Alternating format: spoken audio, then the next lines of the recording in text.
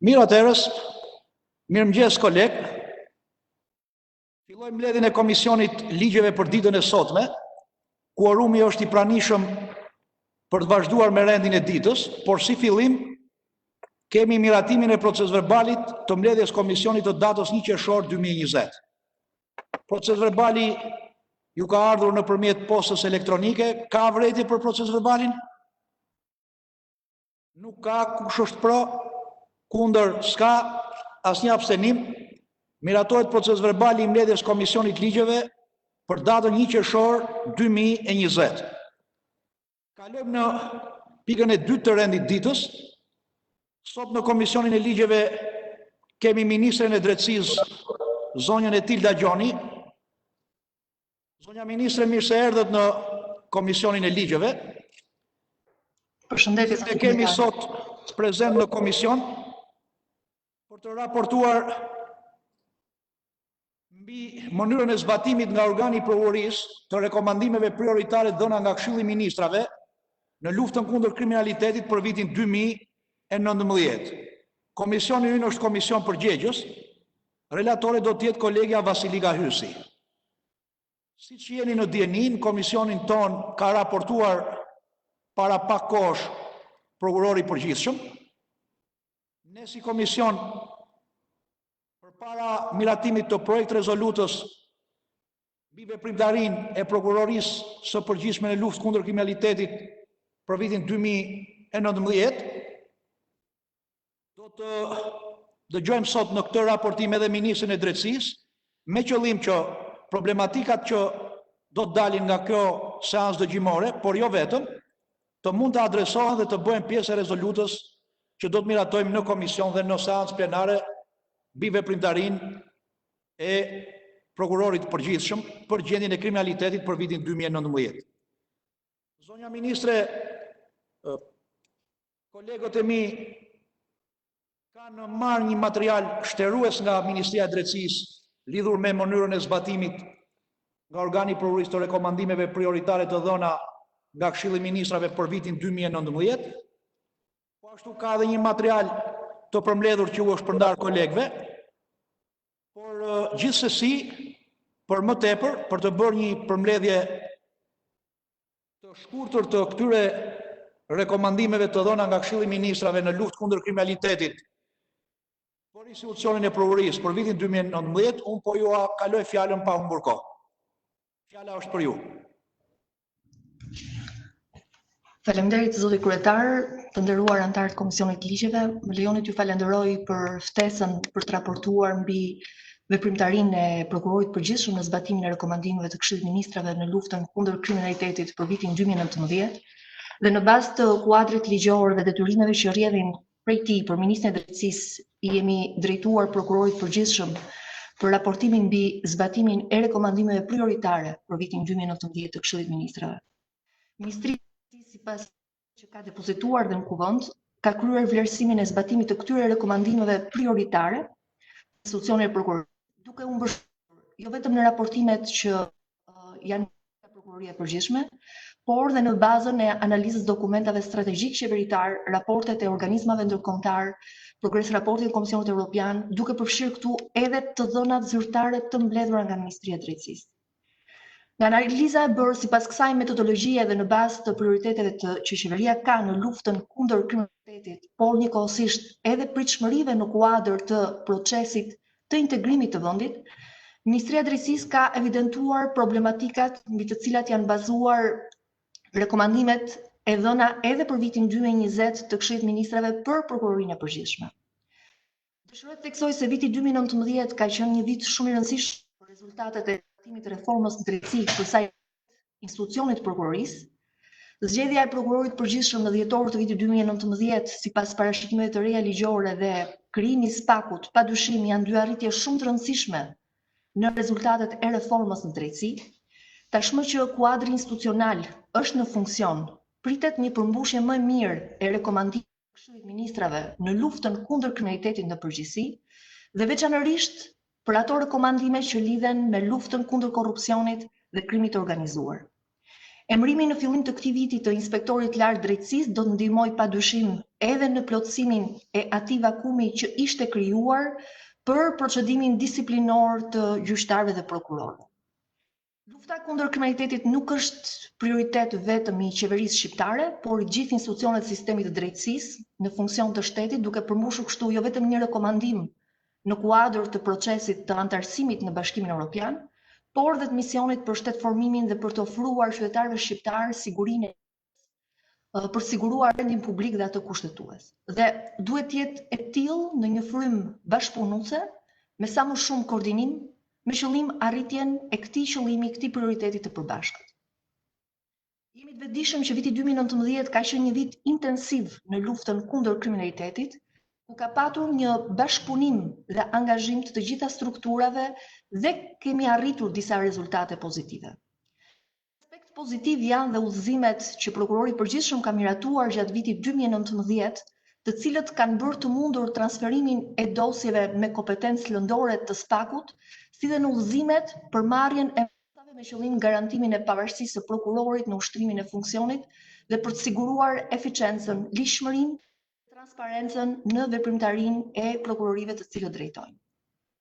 4 rekomandimet prioritare për vitin 2019 të Këshillit të Ministrave për prokurorin e përgjithshëm kanë qenë kryesisht kanë qenë fokusuar në 4 drejtime: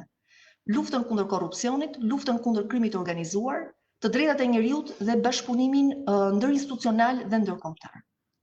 Ajo që vjet re është se lufta ndaj kriminalitetit në përgjithësi, nga pikpamja statistikore, ka njohur progres me një rritje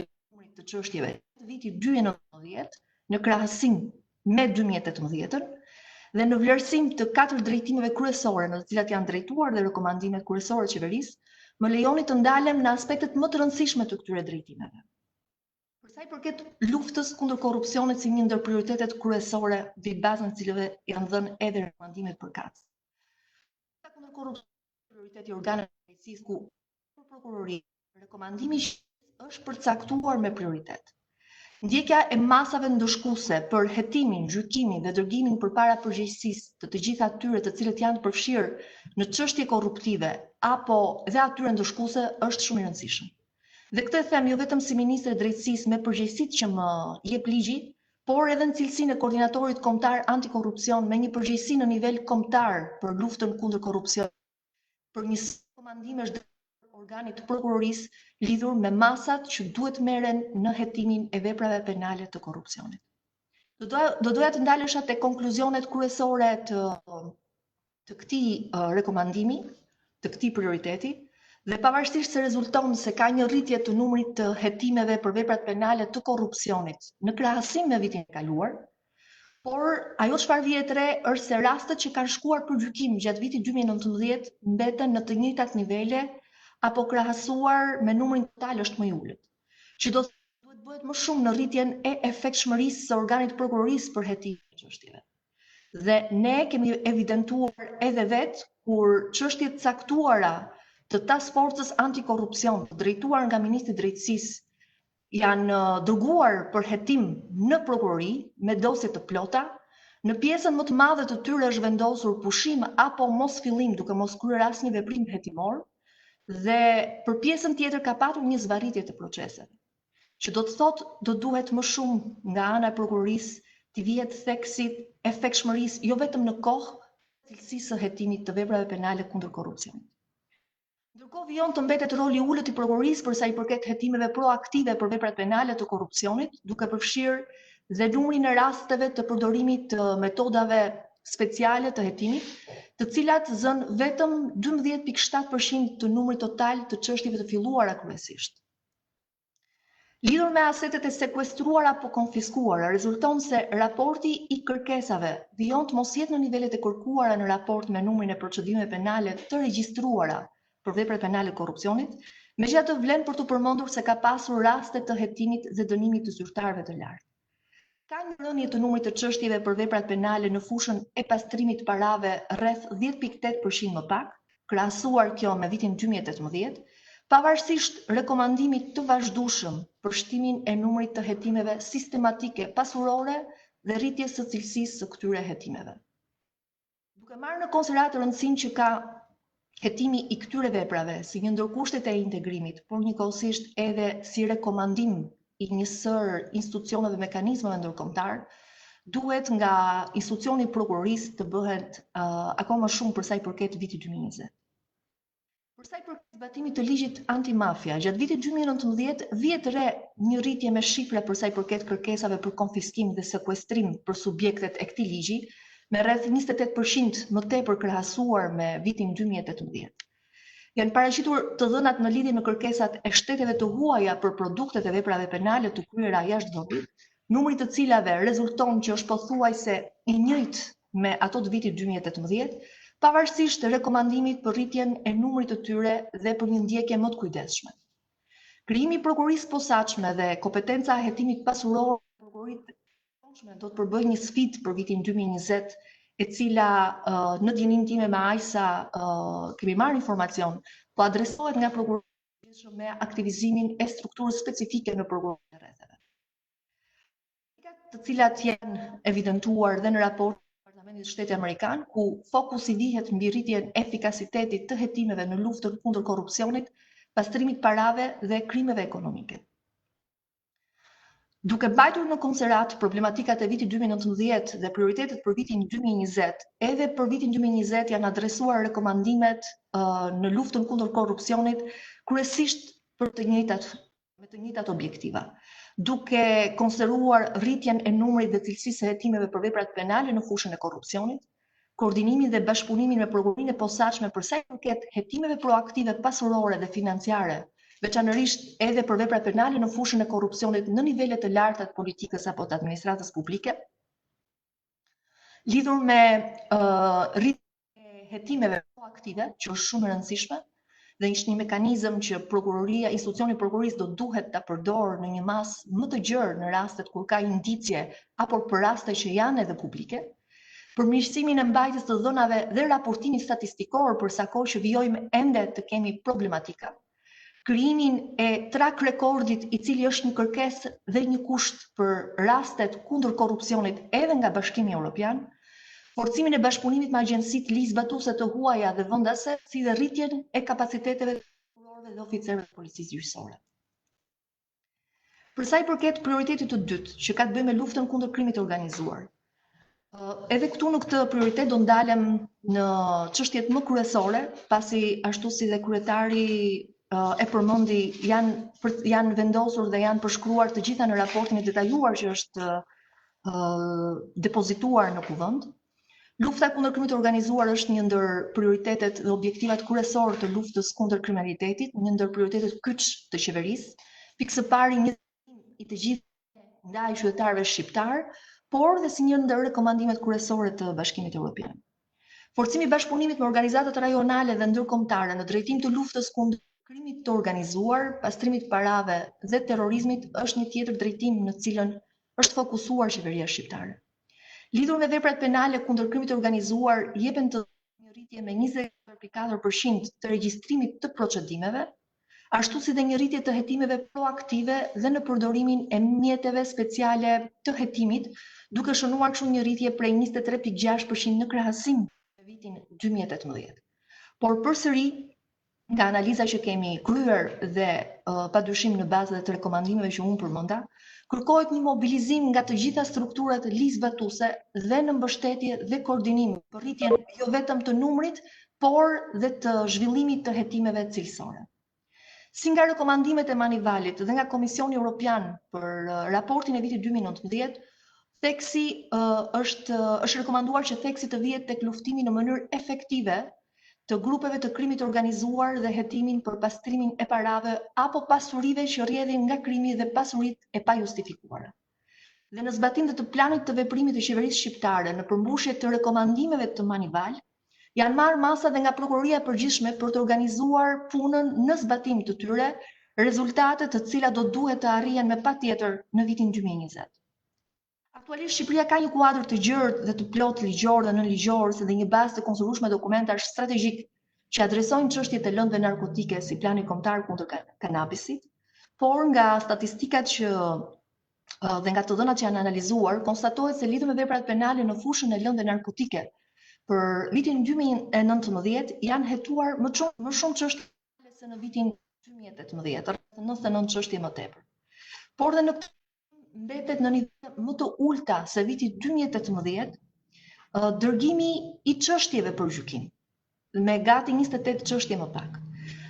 Arsye duhet më shumë rezultat në këtë fushë për sa i përket intensifikimit të luftës së trafikimit të lëndëve narkotike dhe kryesisht drogave të forta, i cili është dhe një rekomandim, po gjithashtu i raportit të Komisionit Evropian. Konstatohet se vijon të mbetet i ulët numri veprave penale kundër terrorizmit dhe burimit financiar të tyre, pavarësisht kompleksitetit dhe vështirësisë që kanë në hetim këto vepra penale. Për sa i përket luftës kundër krimit të organizuar, duhet padyshim një bashkëpunim me të gjitha organet ligjzbatuese, por duke përfshirë këtu dhe ato ndërkombëtare, pasi një pjesë e mirë e veprave penale të cilat kanë karakter transnacional, kërkojnë një veprim të përbashkët dhe padyshim njësitë e përbashkëta hetimore kanë dhënë rezultate pozitive, por ato do duhet të shtohen në numër dhe njëkohësisht të kenë një efektshmëri më të lartë krahasimisht me ato çfarë kanë pasur deri tani si rezultat. Dhe këtu e kam fjalën jo vetëm për cilësinë, por njëkohësisht edhe për shpejtësinë e rezultateve të këtyre hetimeve. Për sa i përket prioritetit objektivit të tretë, që është respektimi të drejtave të njeriut, një ndër prioritetet kyçe të qeverisë për vitin 2019 ka qenë padyshim edhe ky aspekt që ka të bëjë me mbrojtjen e të drejtave të individëve dhe kryesisht dhe atyre të grupeve vulnerabël dhe në mënyrë të veçantë të miturve në konflikt me ligjin. Pasi respektimi i të drejtave themelore të njeriut në ligj dhe në praktik është i një rëndësie të madhe, po aq sa dhe lufta kundër korrupsionit dhe krimit të organizuar. Miratimi i strategjisë së drejtësisë për të miturit, shoqëruar me planin e veprimit 2018-2021, përbën dokumentin e parë të politikave të qeverisë shqiptare që përcakton shtyllat bazë të reformës së drejtësisë penale për të miturit, i cili është përgatitur nga Ministria e Drejtësisë dhe po ndiqet me të gjitha objektivat dhe masat që janë lënë për detyrë nga të gjithë aktorët e përfshirë. Nga të dhënat statistikore, për sa i përket këtij prioriteti, rezulton se gjykimi i drejtë për drejtë, si një ndër rekomandimet e dhëna për vitin 2019 për institucionin e prokurorisë, vijon të mbetet një nga llojet e gjykimeve më pak të kërkuara nga organi i prokurorisë. Në një kohë e kuptojmë rëndësinë e madhe që ka ky proces për shkak se ul kohën, ul kostot dhe njëkohësisht jep mundësinë e një vendimarrje nga gjykata më të shpejtë. Rezulton një ulje numrit të çështjeve për të cilat është kërkuar gjykimi i drejtë për drejtë krahasimisht me vitin 2018. Në lidhje me veprat penale kundër fëmijëve, familjes dhe martesës, rezulton se për vitin 2019 janë regjistruar rreth 1247 çështje penale, me një ulje në krahasim me vitin 2018. Dhe po ashtu rezulton i ulët dhe numri i çështjeve të dërguara në gjykat, problematikë element mbi bazën e të dhënave të cilat ne kemi vënë re gjatë gjithë vlerësimit të gjithë komponentëve që kanë të bëjnë me të dhënat e çështjeve që janë hetuar nga institucioni i prokurorisë. Por ajo çfarë duhet vihet re sidomos në këtë kategori veprash penale është se duhet japin rezultate më të efektshme për sa i përket hetimit, sidomos ato me bazë dhune në familje, dhunës ndaj gruas dhe fëmijës, abuzimi seksual e tjerë. Nga informacioni që kemi përfituar nga prokurori i përgjithshëm, por gjithashtu dhe nga statistikore, krahasimisht me vitin 2019 dhe në krahasim me vitin 2018, rezulton se ka një rënje të numrit të çështjeve të regjistruara për sa i përket penale të dhunës.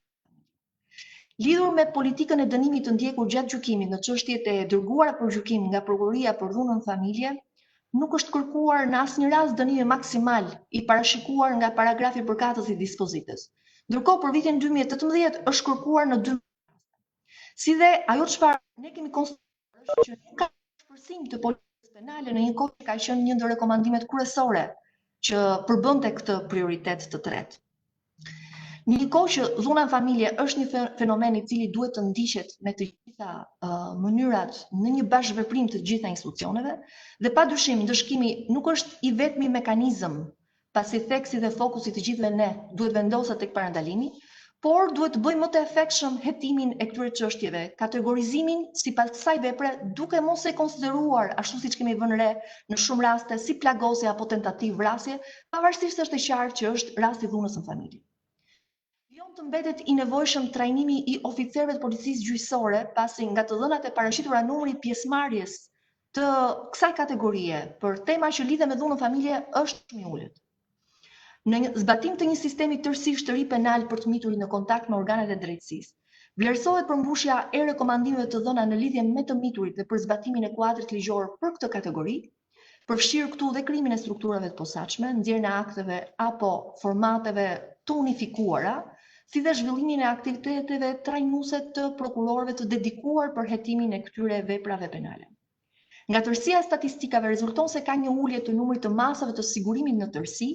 por ajo çfarë vjet re është se ka një rritje të masave të sigurimit personal për të miturit me arrest me burg, në krahasim me vitin 2018, ku rezulton që në 52.27% të rasteve për të miturit është në masa arrestit me burg. Nga ana tjetër, politika penale që duhet ndiqet për të miturit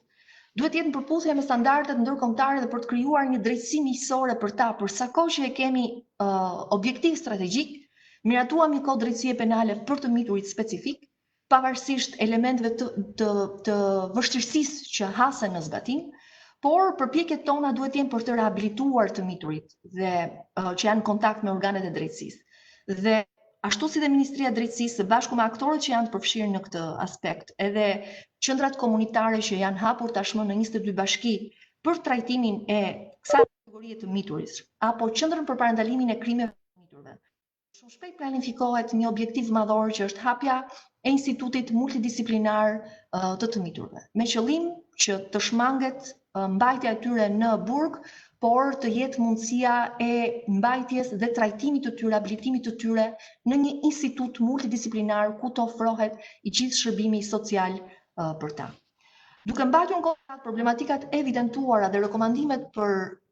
edhe për vitin 2020 janë në të njëjta drejtime, fokusi tek ashpërsimi politikës penale për veprat penale të dhunës në familje dhe të atyre që kanë të bëjnë me krimet seksuale, kategorizim i drejtë i tyre, hetim efektiv dhe ashpërsimi politikës penale për veprat penale ashtu siç thash të krimeve seksuale dhe kryesisht kur ato kanë të bëjnë me të mitur, si dhe rritjen profesionalëve e oficerëve të policisë gjyqësore dhe prokurorëve. E konsideruar si çështja më e rëndësishme në kuadër të një platforme më të gjerë në fushën e dhunës në familje dhe krimeve seksuale, po planifikojmë të zhvillojmë një platformë për sa i përket trajnimeve në fusha specifike për këto grupe veprash penale, ku besoj se do të kemi bashkëpunimin edhe të institucionit të prokurorisë për ta bërë këtë një ndërmarrje të koordinuar që të kemi mundësinë e rezultateve pozitive. Prioriteti ka bashkëpunimi institucional dhe ndërkombëtar ndërmjet agjencive ligjbatuese, ka një ndikim të drejtë për drejtë në rritjen e efektivitetit të hetimeve ndaj të strukturuara kriminale, që është një premis për sukses e veprimtarisë të organit të prokurorisë lidhur me hetimin dhe goditjen e kriminalitetit. Suksesi i luftës kundër korrupsionit dhe krimit organizuar varet nga bashkëpunimi i ndërsjellët midis institucioneve dhe agjencive ligjbatuese. Situata globale e krimit organizuar dhe terrorizmit e bëjnë të domosdoshme forcimin e bashkëpunimeve të gjëra dhe me partnerët tanë ndërkombëtar të vendeve të rajonit apo BE-s edhe Shtetet Bashkuara të Amerikës. Në vlerësimin e Ministrisë Drejtësisë, bazuar edhe në informacionin dërguar nga Ministritë e Linjës për sa i përket këtij bashkëpunimi me agjencitë vendase dhe ato me karakter ndërkombëtar, janë dhënë disa problematika ku e para ka të bëjë me bashkëpunimin midis organit të prokurorisë dhe institucioneve agjencive ligjbatuese, ku ka patur një përmirësim dhe një forcim të bashkëpunimit nëpërmjet policisë dhe prokurorisë apo institucioneve të tjera ligjbatuese në funksion të hetimeve, realizimin e ndërlidhjes midis sistemeve të menaxhimit të çështjeve në prokurori dhe në policinë e shtetit në zbatim të marrëveshjes së bashkëpunimit midis këtyre dy institucioneve, ka patur një rezultat pozitiv rritja e shkëmbimit të informacionit midis strukturave të policisë gjyqësore apo rritjen e përfshirjes së oficerëve të policisë gjyqësore për rastet e referuara dhe për forcimin e kapaciteteve nëpërmjet trajnimeve të përbashkëta. Dhe padyshim këtë kemi vënë re edhe në fillim të këtij viti me bashkëpunimin që OFL-ja ka patur me prokurorinë e posaçme në hetimin e veprave dhe subjekteve të cilët janë pjesë e këtij ligji. Në lidhje me këto problematikat të paraqitura nga organet ekzekutive, rezulton një përmbushje e pjesshme e rekomandimeve për forcimin e bashkëpunimit dhe njëkohësisht me policinë gjyqësore si dhe me forcimin e kapacitetit të oficerëve të policisë gjyqësore nëpërmjet ngritjes së Komisionit të Policisë Gjyqësore dhe fillimit të funksionimit apo dhe të punës për nxjerrjen e akteve nënligjore për rregullimin e marrëdhënieve midis prokurorisë edhe policisë gjyqësore. Nga statistikat e prokurorisë për vitin 2019 konstatohet në tërësinë e saj, në numrin total, se numri më i madh i referimeve ka ardhur nga Policia e Shtetit, duke patur një numër rreth 36.000 çështje të referuara, por nga ana tjetër numri i referimeve nga institucione të tjera apo dhe nga vetë prokuroria vijon të jetë i ulët, edhe pse konstatohet që ka një rritje të lehtë e krahasuar kjo me vitin 2018. Lidhur me rekomandimin për forcimin e koordinimit institucional për të dhënat statistikore në fushën e korrupsionit, pastrimit parave, krimit organizuar dhe në kuadër të raportimeve, cilat në fakt vazhdojnë të jetë një problematik e të gjithë institucioneve duke përfshirë këtu dhe Ministrinë e Drejtësisë, ku nuk kemi mundësinë të kemi të dhëna të integruara dhe aq më tepër në fusha specifike ku në mënyrë të vazhdueshme na duhet të raportojmë jo vetëm për Komisionin Evropian, por dhe për një sër partnerësh strategjik lidhur me luftën kundër krimit organizuar edhe pastrimit parave, dhe për këtë arsye është dhënë rekomandim edhe për vitin 2020 ku të mundsohet krijimi i një sistemi të unifikuar, jo vetëm për mendimin e çështjeve ku të ketë një numër unik që nga policia dhe deri në ekzekutimin e në institucionet e ekzekutimit vendimeve penale, por njëkohësisht edhe për të përfituar mundësinë e pas të këtyre statistikave në mënyrë të unifikuar. Dhe padyshim kjo përbën edhe një ndër objektivat strategjik në digitalizimin që qeveria po përgatit për vitet në vijim. Në lidhje me problematikat evidentuara nga Ministria e Drejtësisë, ankesat që janë paraqitur apo të bëra publike, apo sipas informacioneve që vijnë nga institucionet zbatuese, organin e prokurorisë, duke përfshirë këtu gjithmonë prokurorët. Gjatë vitit 2019, Ministria e Drejtësisë sjell prokurorisë përgjithshme 13 raste me qëllim verifikimin e problematikave të paraqitura, cilësinë e të vetmit mekanizëm në periudhën tranzitore derisa u krijua Inspektori i Lartë i Drejtësisë. Dhe pavarësisht se gjatë vitit 2019 këto nuk janë adresuar qoftë edhe për vakumin apo interpretimin e dispozitës tranzitore në ligjin për statusin gjyqtarëve dhe prokurorëve,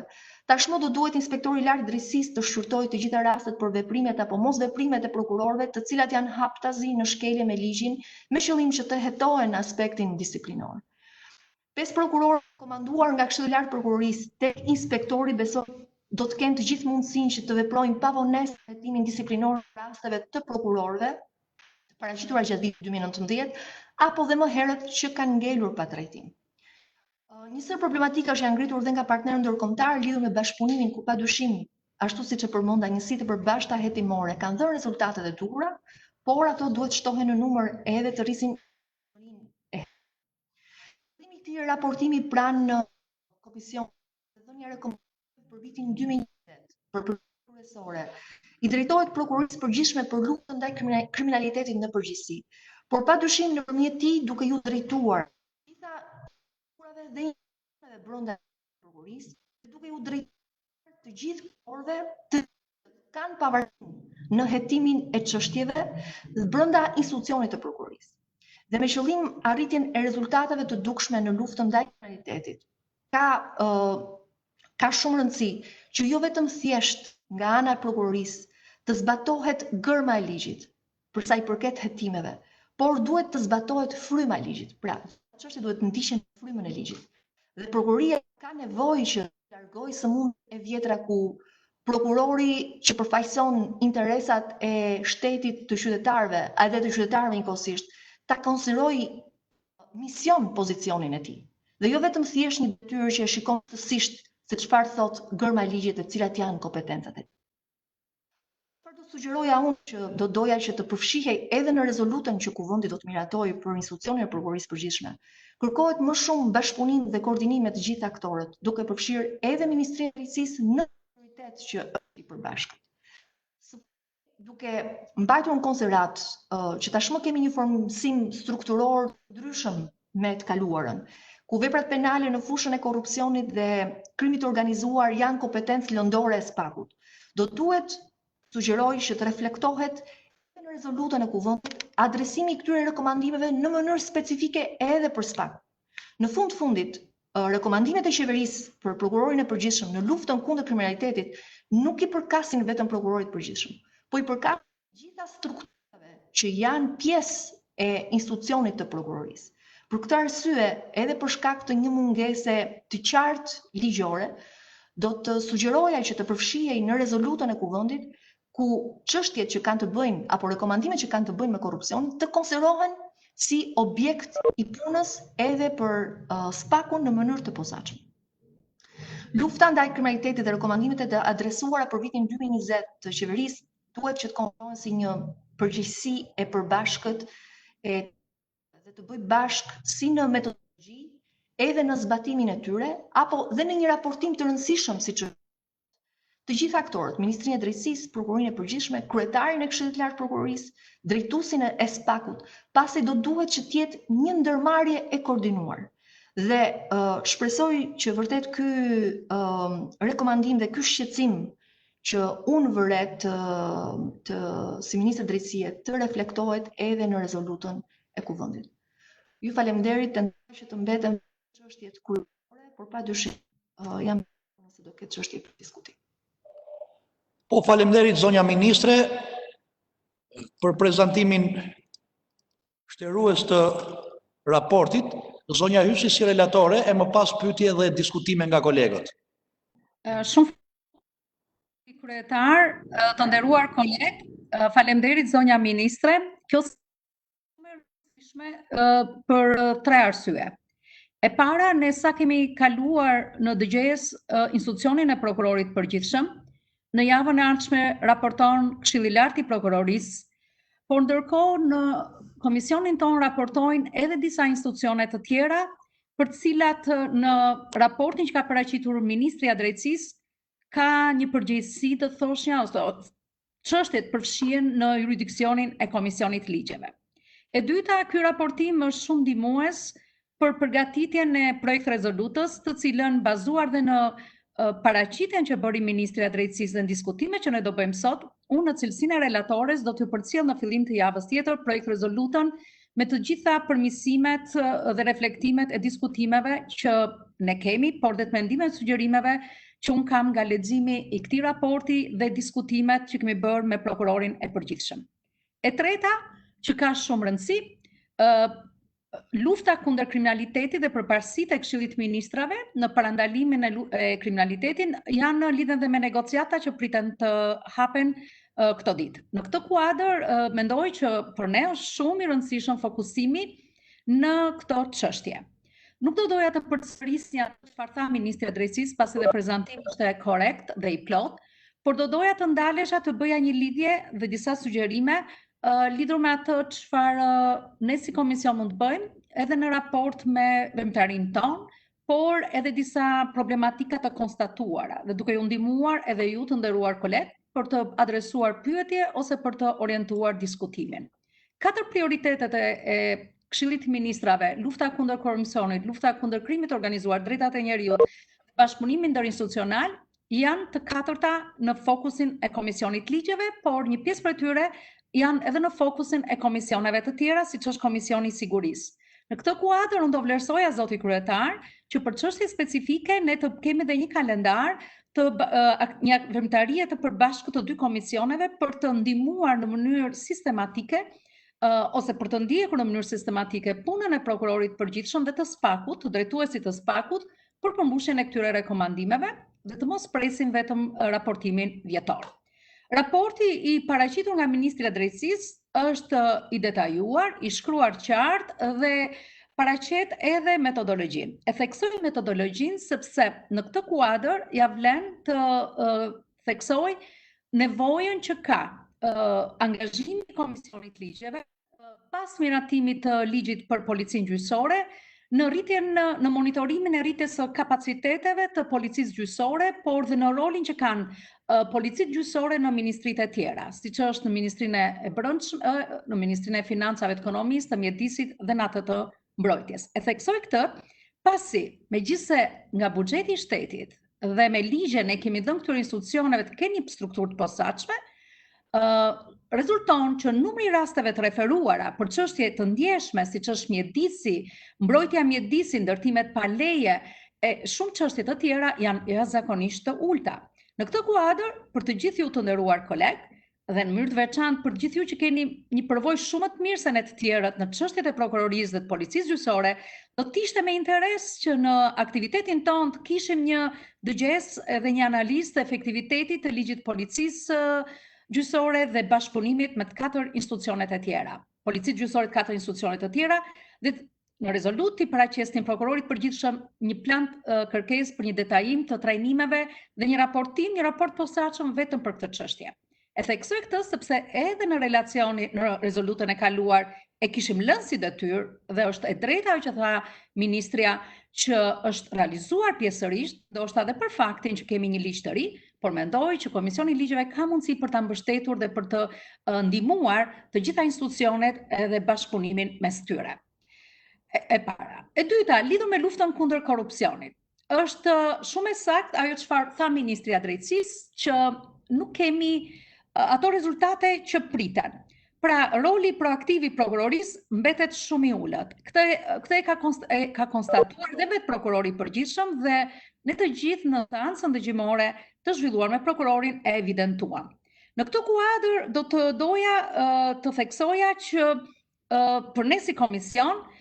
ku ka dhe deputet që kanë përfund në çështjet e ekonomisë dhe financave, do të ja vlente që jo vetëm të vjerë si një rekomandim në projekt rezolutën e prokurorit përgjithshëm, por në një periudhë shumë të afërt, të nderuar kolegë dhe ju i nderuar zoti kryetar, të kishim një dëgjesë me drejtuesin e SPAK-ut. Jo për një raportim, sepse është një institucion i ri, por nuk na ndalon dhe ligji e kërkon që ai të thirret për problematika të saktuara. Pse e thash këtë? Sikurse me të drejtë e tha Ministri i Drejtësisë, gjatë kohës që unë po përgatis projekt rezolutën për prokurorin e përgjithshëm, më rezulton që një sër çështje që kërkon neni 103 dhe 104, që janë detyrime komisionit tonë, nuk i takojnë prokurorit përgjithshëm.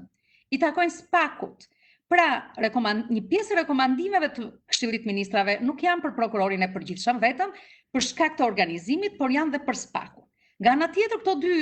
institucione kanë përgjegjësi në bazë të ligjit për organet qeverisjes dhe ligjet specifike, organike, për të bashkëpunuar dhe ne për t'i monitoruar. Kështu do të ishte me shumë interes që në një takim shumë të afërt, i nderuar zoti kryetar, të organizonit një dëgjesë me të 4 institucionet, edhe me Këshillin e Lartë të Prokurorisë, me Inspektorin e Lartë të Drejtësisë, me Ministren e Drejtësisë dhe me Prokurorin e Përgjithshëm drejtuesin e SPAK-ut, për të adresuar që tani, pra për të mos lënë muajin vitin tjetër për të analizuar këto probleme. Çështja e dytë që do doja të theksoja është raporti përmbushja e këtyre rekomandimeve nga prokurori i përgjithshëm, por jo vetëm, por dhe nga SPAK-u dhe raporti Manivalit. Unë kam një pyetje për Ministrin e Drejtësisë, ndërkohë do doja të evidentoja që Kuvendi ka marrë një angazhim për të monitoruar planin tematik dhe eficiencën e planit të veprimit hartuar nga Këshilli i Ministrave në 17 dhjetor të 2018 për zbatimin e rekomandimeve të Manivalit. Në këtë kuadër, përgjegjësia bie mbi Komisionin e Ligjeve, Komisionin e Sigurisë, por dhe për mekanizmin ndërinstitucional që drejton kryetari i Kuvendit nëpërmjet ose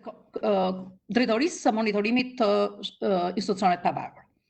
E theksoj këtë sepse ka pak informacion, edhe në raportin e prokurorit përgjithshëm, por dhe në raportin që paraqet Ministria, se çfarë është bërë konkretisht për zbatimin e të dy planeve, qoftë ati tematikut dhe të eficiencës. Dhe pyetja për zonjën ministre është se në kuadër të masave që duhet merrte qeveria, një pjesë e masave lidhen edhe me përgatitjen e akteve ligjore dhe akteve nënligjore ose rishikimin e akteve ekzistuese. Në çfarë janë ato? A janë të përgatitura? Sepse përgatitja e bazës ligjore dhe akteve nënligjore, rishikimi i tyre sipas rekomandimeve të Manivalit, përbën një bazë të domosdoshme qoftë për drejtuesin e SPAK-ut, por edhe për prokurorin e përgjithshëm. Lidhur me luftën kundër korrupsionit ka një element shumë të rëndësishëm, databasat shtetëror. Kjo është në fushën e reduksionit pjesërisht të Komisionit Ligjeve, por unë do doja të evidentoja dy element shumë të rëndësishëm që ne si komision duhet ta kemi në konsiderat. Databasin e organeve të shërbimit përmbarimit gjyqësor dhe të noterisë. Janë dy institucione, të cilat kanë një lidhje me Ministrin e Drejtësisë,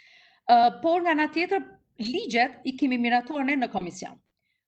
Nuk ka shumë të drejtë ajo që me të drejtë tha Ministri i Drejtësisë që dhe atë që thekson dhe prokurori përgjithshëm nuk mund të punojë lidhur me verifikimin e pasurive dhe të marrë informacion nëse nuk ka akses në këto dy database. Prandaj do sugjeroja, zoti kryetar dhe të nderuar kolegë, që ne të kishim një kontroll parlamentar lidhur me bashkëpunimin midis Ministrisë së Drejtësisë dhe zbatimit të dy ligjeve, të ligjit për shërbimin përmbarimor gjyqësor privat dhe për noterin. Janë dy ligje të reja, në cilën fazë janë, çfarë probleme që ekzistojnë që kjo database nuk arrin të aksesohet sa dhe si duhet nga prokurori i përgjithshëm për të përmbushur dhe rekomandimet e Këshillit Ministrave, por në këtë kuadër edhe për në skandal aktet në ligjore dhe cilat janë problematikat e dala. Nëse ne bëjmë të kontroll parlamentar, mendoj që ky problem që ngren Ministri i Drejtësisë, por e ka ngritur dhe prokurori i përgjithshëm, mund të adresohen shumë mirë. Dhe këtu është i domosdoshëm roli i Komisionit Ligjeve. Në lidhje me çështjen tjetër për bashkëpunimin me agjencitë ligjzbatuese vendase dhe ndërkombëtare, mendoj që roli i komisionit ton është i rëndësishëm. Këtu tek ne raportojnë një sër institucionesh që nga Inspektoriati i Lartë i Kontrollit Deklarimit Pasurive do të raportojë inspektori i përgjithshëm, është Agjencia e Kadastrës dhe e quaj shumë të drejtë vendimin që ka marrë komisioni edhe miratimi që dha kryetari i komisionit që agjencia të raportojë. Pasi shumë probleme që lidhen me pastrimin e paras, me ndjekjen e paras, me luftën kundër terrorizmit, me sekuestrimin dhe konfiskimin lidhet me Agjencinë e Kadastrës. Prandaj do ta kemi edhe në fokusin ton në të ardhmen dhe kjo është edhe një premtim për Ministrin e Drejtësisë nëse ju kolegë do të jeni dakord. Kalojmë tek rekomandimi i dytë. Rekomandimi i dytë është shumë i rëndësishëm për një arsye jo se lidhet thjesht me integrimin evropian, është një ndër kushtet e negociatave, por është nevojë etike, është lufta kundër krimit të organizuar dhe lidhet edhe me luftën kundër korrupsionit. Po e nis dhe por i theksoj edhe një herë. Që nga viti 2000, ne nuk kemi qenë në gjendje të hartojmë një sistem të unifikuar të statistikave gjyqësore.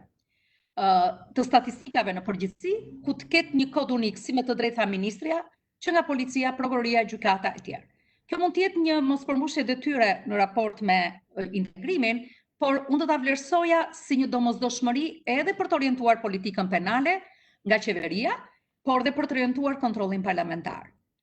Pyetja për mua është për Ministrin e Drejtësisë, është përgjegjësia e Ministrisë së Drejtësisë të hartojë këtë database në bashkëpunim me Këshillin e Ministrave, cilat janë vështirësitë që keni hasur në zbatimin e këtij detyrimi, që sikur se thash është që në kohën kur ka qenë ministër Arben Imami, dhe sot me ligjin e ri të organizimit të organeve të qeverisjes, ku kemi një detyrim për të përgatitur këtë databasin, dhe ndërkohë ju keni dy sisteme të statistikave. Në zgjendje janë ato dhe çfarë kërkoni nga Komisioni i Ligjeve për të përmirësuar dhe për ta ngritur këtë sistem. Personalisht do thoshja që nuk do ishte mirë që vitin e ardhshëm për të 20 vit radhazi ne të flisnim për mungesën e një sistemi të unifikuar statistikave. Në dijenin time, janë disa institucione ndërkombëtare që janë të gatshme të mbështetin Shqipërinë, që nga UNDC-ja apo partnerë të tjerë. Por UNDC-ja me qendër në Vjenë ka qenë vazhdimisht e gatshme për ta ngritur këtë sistem dhe për ta pasur të unifikuar dhe të aksesueshëm edhe për publikun në kuadër të informimit, por për gjithë kërkuesit dhe politikbërësit. Në këtë kuadër, kjo është një pyetje që unë doja ta adresoja, sikurse do të ishte e rekomandueshme që në projekt rezolutën e prokurorit përgjithshëm të vinim theksin tek përpjekjet për të bashkëpunuar më mirë me agjencinë me drejtorinë e pastrimit parave dhe për të pasur rezultate shumë më të mira. Për shembull, nuk do të ishte me interes për të ditur se cila është arsye që numri i çështjeve të dërguara në gjykat për rastet e korrupsionit apo çështje të krimit organizuar kanë ardhur në rënje dhe numri personave për të cilët është bërë hetim pasuror është shumë i ulët. Besoj që Kuvendi është përgjigjur me kuadrin ligjor të hartuar konform standardeve. Besoj që janë përgjegjësi institucioneve për të zbatuar ato, dhe këto janë institucione tashmë një pjesë të pavarura që nuk varen as nga Kuvendi as nga qeveria, një pjesë lidhen me punën e qeverisë, por është Kuvendi që mund t'i monitorojë ata. Lidhur me çështjen e drejtat e njeriut, besoj që edhe unë do doja t'ju vlerësoja dhe diskutimin që bëm me prokurorin e përgjithshëm. Ne kishim kërkuar dhe më vjen shumë mirë që qeveria në rekomandimet ose në përparësitë i ka vënë theksin zbatimit të instituteve të reja të parashikuar në kuadër të reformës drejtësi. Përdorimin e alternativave të dënimit, drejtësinë e të miturve, mbrojtjen e viktimave dhe një politikë penale të ashpër ndaj dhunës në familje. Besoj që të pesa çështjet do të sugjeroja që dhe bazuar në raportin e ministres të paraqiteshin në projekt rezolutën e prokurorit përgjithshëm. E para, prokurori i përgjithshëm ka nxjerrë një udhëzim për institutet e reja dhe ka ngritur qendrën e zhvillimit të drejtësisë së të miturve. Por ndihem e keqardhur që shmangja, që është një institut shumë i rëndësishëm në kodin e drejtësisë penale të të miturve, është përdorur gjërësisht, por ne nuk kemi një tregues, dhe këtë do e kam pyetje për ministrën e drejtësisë, cilat janë masa që keni marrë ju, zonja ministre, si institucion, në bashkëpunim me prokurorin dhe me qeverisjen vendore dhe institucionet e tjera për të realizuar realisht këtë shmangjen. Kemi vendosur të shmangin nga dënimi të gjithë të miturit kur gjykohet, që janë me përdënime në maksimum deri në 7 vjet. Pra nuk është pak. Janë për vepra penale të rënda përdorimi i shmangjes. Në këtë kuadër do doja të kisha një informacion cilat janë masa që keni marrë në bashkëpunim me institucionet, me shërbimin e provës që keni në varësi, me bashkit dhe çfarë do t'i rekomandonit nën komisionit të qeverisjes vendore. Këtu, nën komisioni qeverisjes vendore, nën komisioni për drejtat e njeriut, nën komisioni administratës publike dhe komisioni në tërësi, kanë mundësi të bëjnë shumë për zbatimin e kodit drejtësisë penale për të mitur, por dhe për të përmbushur këtë rekomandim, i cili në përmëshiruar nga ana e organit të prokurorisë. E dyta, kur mendohet të ngrihet instituti multidisiplinar, që është përgjegjësi e ministrisë juaj, pa këtë institut nuk mund të kemi efektivitet në respektimin e lirive e drejtave të njeriut, dhe do kemi, ashtu sikur se ju thatë, shumë përdorime të masave të sigurimit personal ndaj të miturve, apo persona në moshën e përgjegjësisë penale të cilët nuk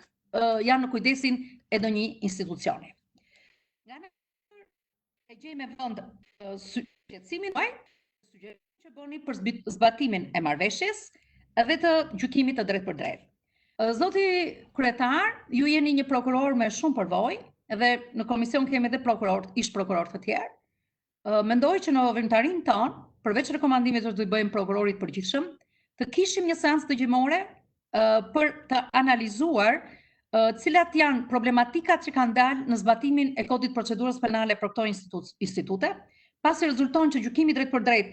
është përdorur 2.09%. Në këtë kuadër ka nevojë që Komisioni të marrë në konsiderat rekomandimet e CEPEZ-it, pra të Komisionit Evropian për eficiencën në sistemin drejtësisë, pasi reforma në drejtësi nuk mund të kushtoj kaq shumë në buxhetin e shtetit, kur Kuvendi me reformën drejtësi ka krijuar të gjitha mekanizmat për të pasur një gjykim të drejtë për drejtë, të shpejtë që respekton drejtat e njeriut, por kurse në buxhetin e shtetit. Pra nuk ka nevojë që gjyqtarët dhe prokurorët të mbajnë në dorë për periudha të gjata, procese të gjata, çështje që kanë ndodhur në flagrancë dhe për cilat mund të gjykohen, hetohen dhe gjykohen drejt për së drejti. E them këtë, pasi në shumicën e rasteve organi prokurorisë nuk ka pranuar, gjykatës nuk ka pranuar gjykimin e drejt për drejt, apo prokuroria nuk ka bërë hetimin e drejt për drejt kur ka pas një kërkesë dhe një bazë. E dyta është për urdhrin penal, i cili ka nevojë të përdoret më mirë për të respektuar më mirë të drejtat e njeriut, por për të shpenzuar më pak dhe të tregohemi balancë kosto dhe efikasitet dhe eficiencë, që janë shumë të domosdoshme në këtë periudhë, kur buxheti i shtetit, paratë që i kanë vajtur për zbatimin e reformës drejtësisë kanë marrë një shumë të konsiderueshme. E treta, dhuna në familje nuk ka një ashpërsim të politikës penale. Ne sapo kemi bërë një ndryshim në kodin penal duke shpërsuar edhe tej politikën penale, çka tregon që ka diçka që nuk funksionon me zbatimin e politikës penale. E gjej shumë e vënd shqetësimin e ministres së drejtësisë, por nga ana tjetër dhe ne si parlament nëpërmjet instrumentave të kontrollit parlamentar mund t'i dedikojmë në vimësi në muajt e ardhshëm një çështje të caktuar për adresimin e dhunës së familje. Unë personalisht nuk jam nëpërmjet politikës së ashpër penale, por jam për parandalimin. E fundit fare është rekomandimi 4, bashkëpunimi ndërinstitucional. Nuk do doja të zgjastetesha sepse ministrja ngriti një sër shqetësimesh vet, jam në të njëjtën linjë me shqetësimet që ka ngritur në raport Ministria e Drejtësisë. Besoj që është e nevojshme të kemi një bashkërendim dhe këtu Komisioni Ligjeve ka mundësinë ta bëjë një aktivitet të përbashkët midis ose një dëgjes me Këshillin e Lartë Gjyqësor, Këshillin e Lartë Prokurorisë, me Ministrin e Drejtësisë, me drejtuesin e SPAK-ut, lidhur me mundësitë se si ne mund të kontribuojmë të forcuar këtë lloj bashkëpunimi. Ka vështirësi, është e vërtet, por mendoj që pas 4 vite të miratimit të ligjeve të reja, ka mundësi të ketë një përvojë shumë të mirë. Pse e them këtë? Nga ana e qeverisë është treguar i gjithë vullneti dhe janë dhënë të gjitha fondet. Fal edhe kontributit kolegut Fino dhe dashamirësisë të kuvendit dhe kujdesit që keni dhënë dhe ju zoti kryetar dhe deputetët e tjerë, i kemi dhënë institucioneve gjithë buxhetin që kanë kërkuar. U kemi dhënë institucioneve gjithë organikën që ka kërkuar. Dhe meqense do raportojnë javës që vjen, qoftë Këshilli i Lartë i Prokurorisë, qoftë Këshilli i Lartë Gjyqësor, besoj duhet të adresohen disa nga shqetësimet nga Ministria e Drejtësisë. Këto ishin ato çështje që unë doja të ndaja me ju, duke ju kërkuar ndjesë u zgjata pak, por do doja t'ju ndihmoja edhe të merr më pas nga ju një mendim, një sugjerim për disa rekomandime shumë të mira që ne duhet t'i bëjmë organit të prokurorisë. Faleminderit. Faleminderit zonja Hysi. Duke qenë se ju adresuat disa pyetje edhe për Ministrin e Drejtësisë, unë do të desha nga Ministrja Gjonaj që për efekt të ekonomisë të kohës, sepse jam i bindur që edhe kolegët e tjerë kanë pyetje, por dhe unë kam pyetje në fakt, do duhet të fokusohemi më tepër tek objekti i kësaj seance dëgjimore që kemi sot, sepse konstatoj që Këshilli i Ministrave për vitin 2019 i ka rekomanduar organit prokurorisë në fakt disa detyra që janë aktuale dhe sot. Do ishte me shumë interes të dim se si janë përmbushur këto rekomandime që kanë të bëjnë me rastet kur të miturit janë jo vetëm autor të veprave penale, sepse e kemi thënë që jemi shtet avangard për sa i përket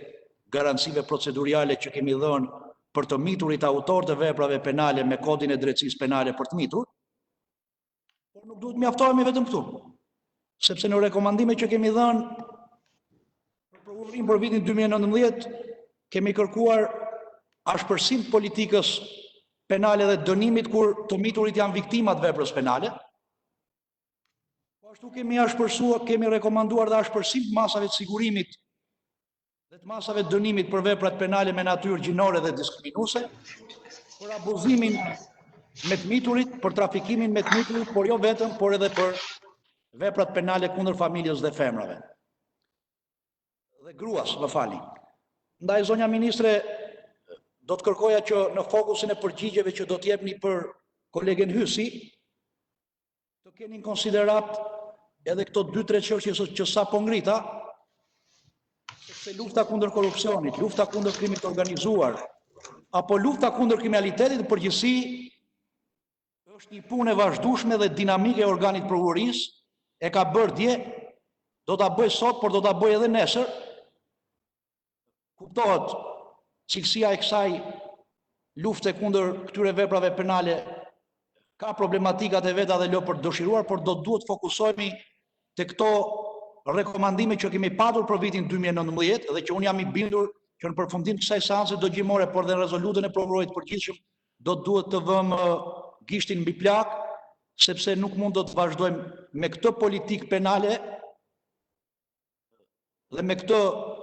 për sa i përket dënimit për këto vepra penale. I kemi parashikuar dhe më vjen mirë që jemi treguar të vëmendshëm në rekomandimet që i kemi dhënë prokurorisë për vitin 2019, por zonja ministër do të kërkoja ti nënvizonit përmbushjen e këtyre rekomandimeve, sepse është koha për t'i diskutuar sot këto. Për te i gjitha rekomandimeve që kanë qenë për vitin 2019, qoftë në aspektin e integrimit, luftës kundër korrupsionit apo krimit organizuar, është me interes për këto dy çështje. Më falni ndjes për kohën, fjala është për ju, zonja ministre. Faleminderit kryetar, falenderoj edhe relatoren zonjën e cila më vjen mirë që nuk humbëm kohë duke përsëritur njëri tjetrin, po përkundrazi duke i dhënë vlerë elementeve të gjetjes si nga ana jonë, ashtu dhe disa gjetjeve të reja nga ana e relatores. Dhe besoj që projekt rezoluta, sidomos në disa element të cilët i bashkë përmendëm, do duhet që t'i adresoj, sidomos me qëllimin e asaj çfarë nga zonja Hysi, koordinimin apo raportimin të gjithë së bashku për çështje të caktuara të cilat kanë një rëndësi dhe për t'u ndjekur. Padyshim, pavarësia e sistemit të drejtësisë, ne kërkuam dhe vendosëm dhe shumë e mirë ku të gjitha institucionet drejtësisë të jenë të pavarura, por nga ana tjetër, në fundit politika kundër kriminalitetit i përket shtetit shqiptar, i përket qeverisë, i përket të gjitha institucioneve. Prandaj do duhet që këtu të jemi të bashkërenduar në të gjitha elementet të cilat do duhet të adresojmë si në bazë të politikave qeverisëse apo në luftën kundër kriminalitetit që bën Ministria e Drejtësisë për shtetin, ashtu do duhet të gjitha institucionet pjesë këtyre diskutimeve apo raportimeve që zonja Hysi përmendi. Për sa i përket, po i marr çështjet pak a shumë. Për sa i përket planit të veprimit të cilën qeveria ka miratuar në respekt të rekomandimeve të Manivalit. Mund që është një proces i cili ka pasur vëmendjen maksimale nga qeveria. Sot drejtohet nga zëvendës kryeministri duke i dhënë të gjithë vlerën edhe në nivelin e drejtimit më të lartë për sa i përket pjesës mos jetë thjesht një ministër, por kemi një nivel më të lartë në drejtimin edhe ndjekjen e zbatimit të rekomandimeve që kemi vendosur në planin e veprimit. Ka një intensifikim, sidomos muajt e fundit për zbatimin e të gjitha masave, sidomos për një sër ligjesh që do duhet të miratohen, ku në një pjesë të tyre është përgjegjës Ministria e Drejtësisë bashkë me prokurorinë e përgjithshme apo me institucionet e drejtësisë, ashtu siç janë përgjegjëse dhe disa ministri të tjera, siç është Ministria e Financave apo Ministria e Infrastrukturës edhe Energjetikës, për disa elementë që janë vendosur gjithmonë në garantinë e transparencës edhe aksesit, ashtu siç përmendi zonja Hysi, në sisteme të ndryshme me qëllim që të jetë e efektshme e gjithë puna që kryejnë organet e prokurorisë apo organet e drejtësisë. Për sa i përket atyre masave të cilat Ministria e Drejtësisë i ka në proces dhe që besoj që do vinë shumë shpejt në kuvend për miratim, është ligji për organizatat jo fitimprurëse, për regjistrimin e organizatave jo fitimprurëse. Është ligji për agentët e agjensive imobiliare, por njëkohësisht janë dhe një sër ligjesh të tjera të cilat do të garantojnë ashtu siç transparencën edhe efektshmërinë e hetimit përket çështjeve që ka dhënë si rekomandim Manival. Nga ana tjetër, Manival ka rekomanduar për një sër sistemesh që të garantohet aksesi dhe informacioni. Për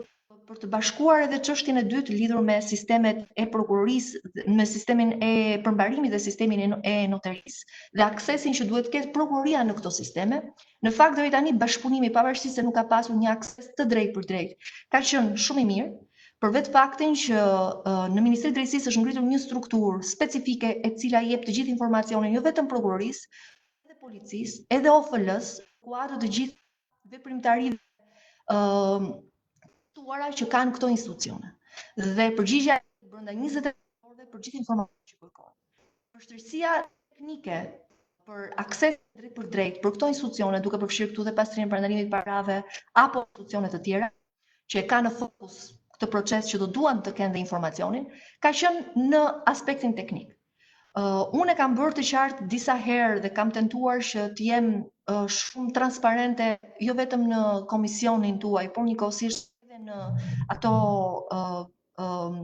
aktivitete apo veprimtari publike, duke e dhënë si informacion që sistemet në Ministrinë e Drejtësisë, edhe ai që ka pas të bëjë me noterët, edhe përmbarimit, ekzistonte në letër, nuk ka ekzistuar, funksionuar si sistem ashtu siç duhet që të ketë akses apo që të ofroj edhe dhe ne të përfitojmë informacionin e duhur. Si RNSH-ja dhe Albisi, RNSH-ja ka pasur disa probleme të cilat janë superuar dhe jemi në procesin final të realizimit të një sistemi i cili është tërësisht të bën të mundur që të marrësh tërësisht informacionin e duhur dhe të krijohet pasaj akses të gjitha institucioneve që janë të përcaktuar në VKM apo që kanë detyrimin dhe përgjegjësinë e tyre ligjore që të merren me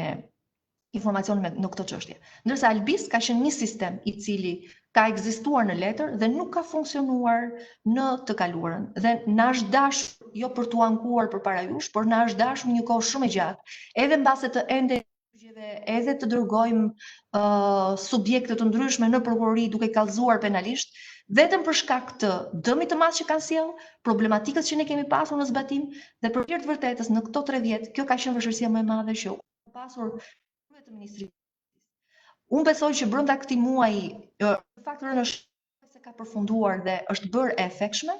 dhe njëkohësisht Albisi brenda këtij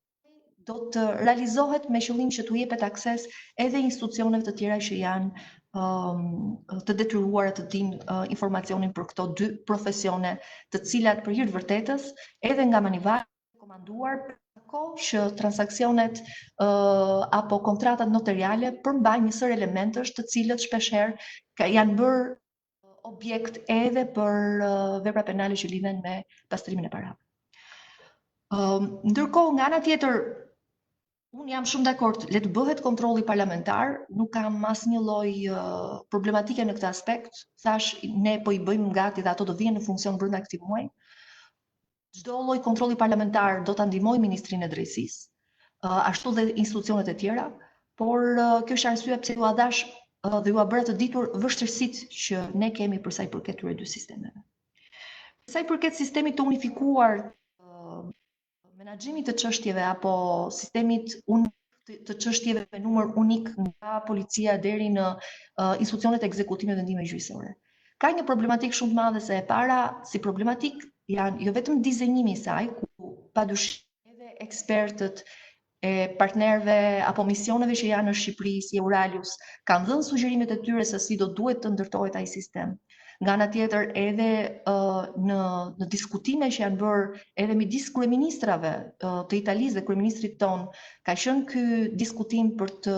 ofruar modele dhe sisteme të tyre që kanë menaxhimin e çështjeve. Por gjithmonë në fundit mbetet çështje e fondeve, të cilat për të ndërtuar një sistem të tillë ku institucionet tashmë kanë pavarësinë, ku do të që të gjithë aktorët të kenë aksesin e nevojshëm por pa të cënuar objektin e veprimtarisë dhe përgjegjësisë që ka një institucion tjetër, ka nevojë për jo vetëm për një fond shumë të konsiderueshëm, ka ana tjetër edhe për të specifikimin e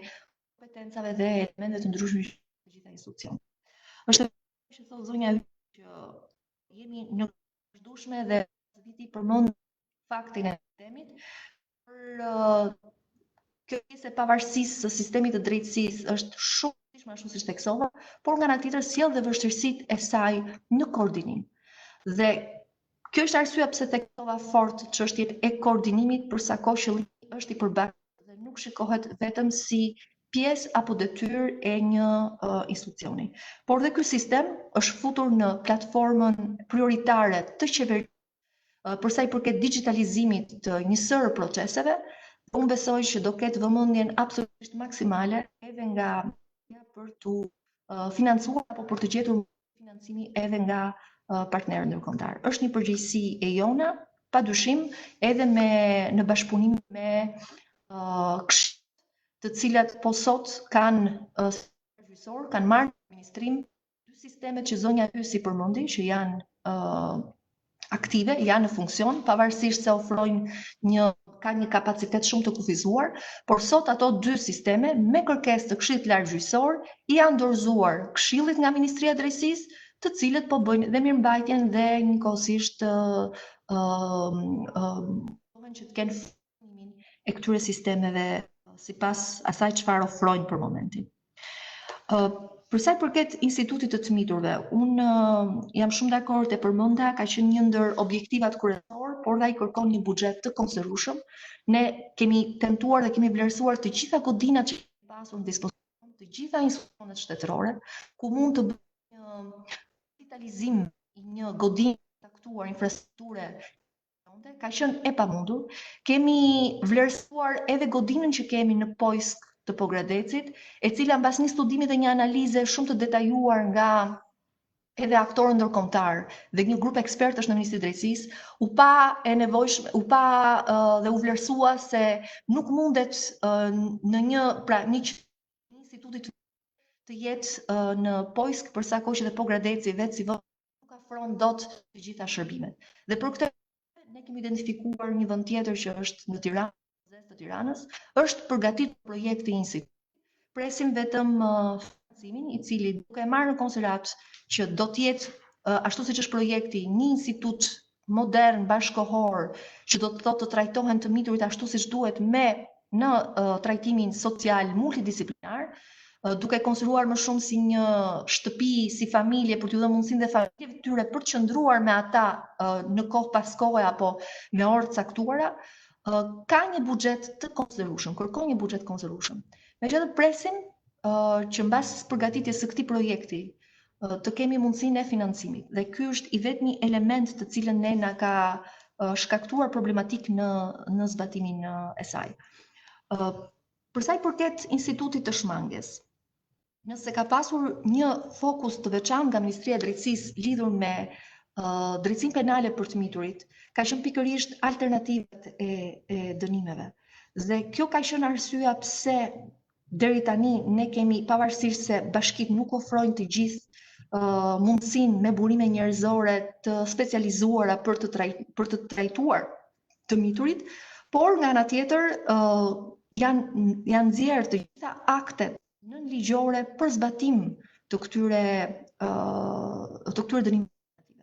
Dhe në fakt edhe VKM-ja për sa i përket procedurës që shërbimi provës në rast mos përmbushjes si masë alternative të shmanges apo edhe vetë shmangen, janë të dyja, janë VKM të cilat janë miratuar tashmë, janë kryer një sër trajnimesh. Deri tani është e vërtet ka vetëm një numër shumë të pakët që është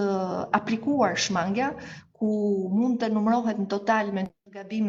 të vogël në shifër, janë vetëm 4 raste. Që do të thotë është një numër shumë i pakët dhe kjo do duhet që të jetë mundësia edhe për sa i përket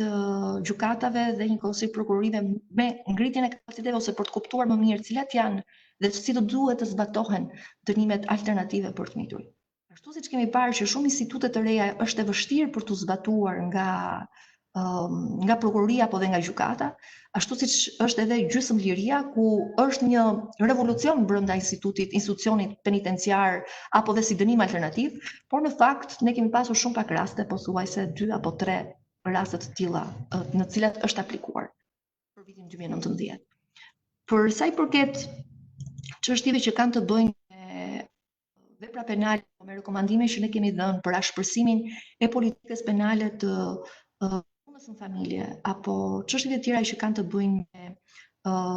grupe më vulnerable të miturit, njëkohësisht apo të gjitha veprat penale të abuzimit seksual me të miturit.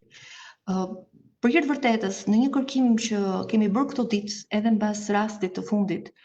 numri i tyre të cilët shkojnë në gjykatë dhe janë dënuar është shumë i pakët. Pavarësisht se tu problematika lidhet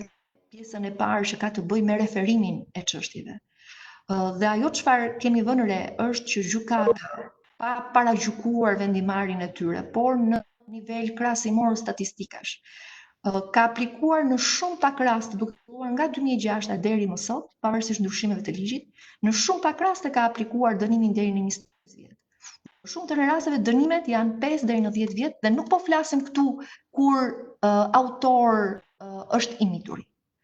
Dhe kjo do duhet që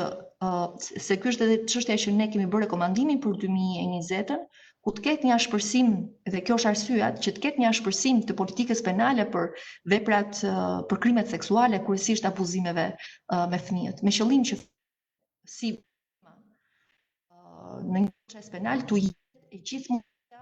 dhe njëkohësisht të gjenden gjithë mekanizmat që të kenë mbrojtjen ligjore, të specializuar, dhe për këtë arsye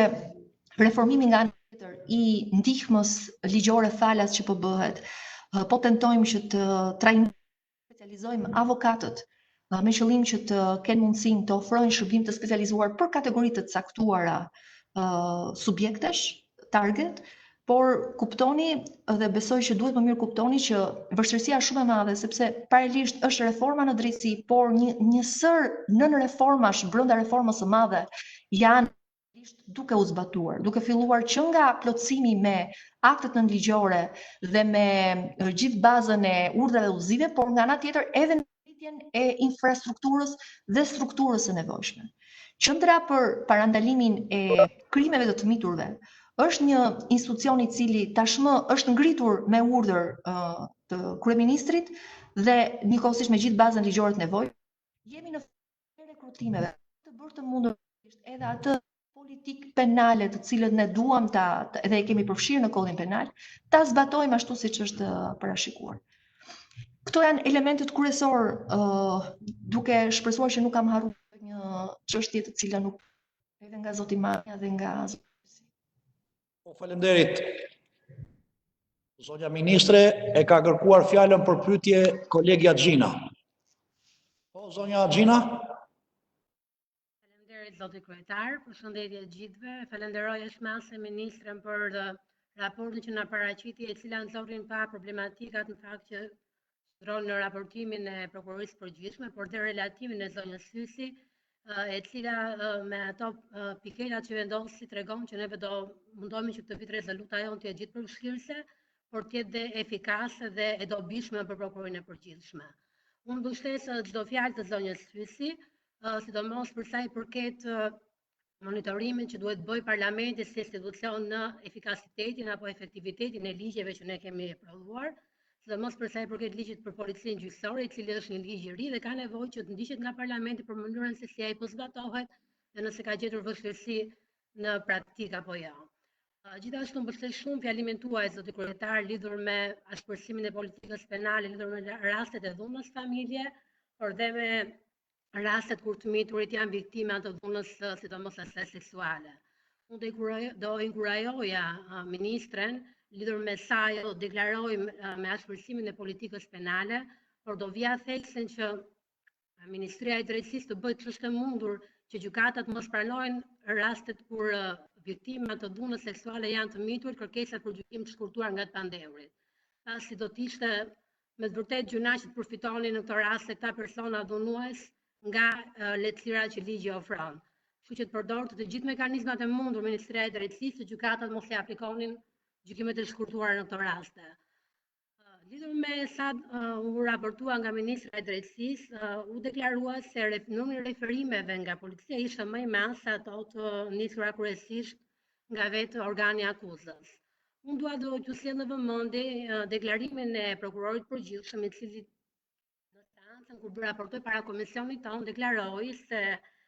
policia sillte shumë referime pranë prokurorisë, por numri më i madh i tyre ishte mos fillime për shkak se nuk përbonin vepra penale, pra nuk kishin element që këto ngjarje të konsideroheshin vepra penale.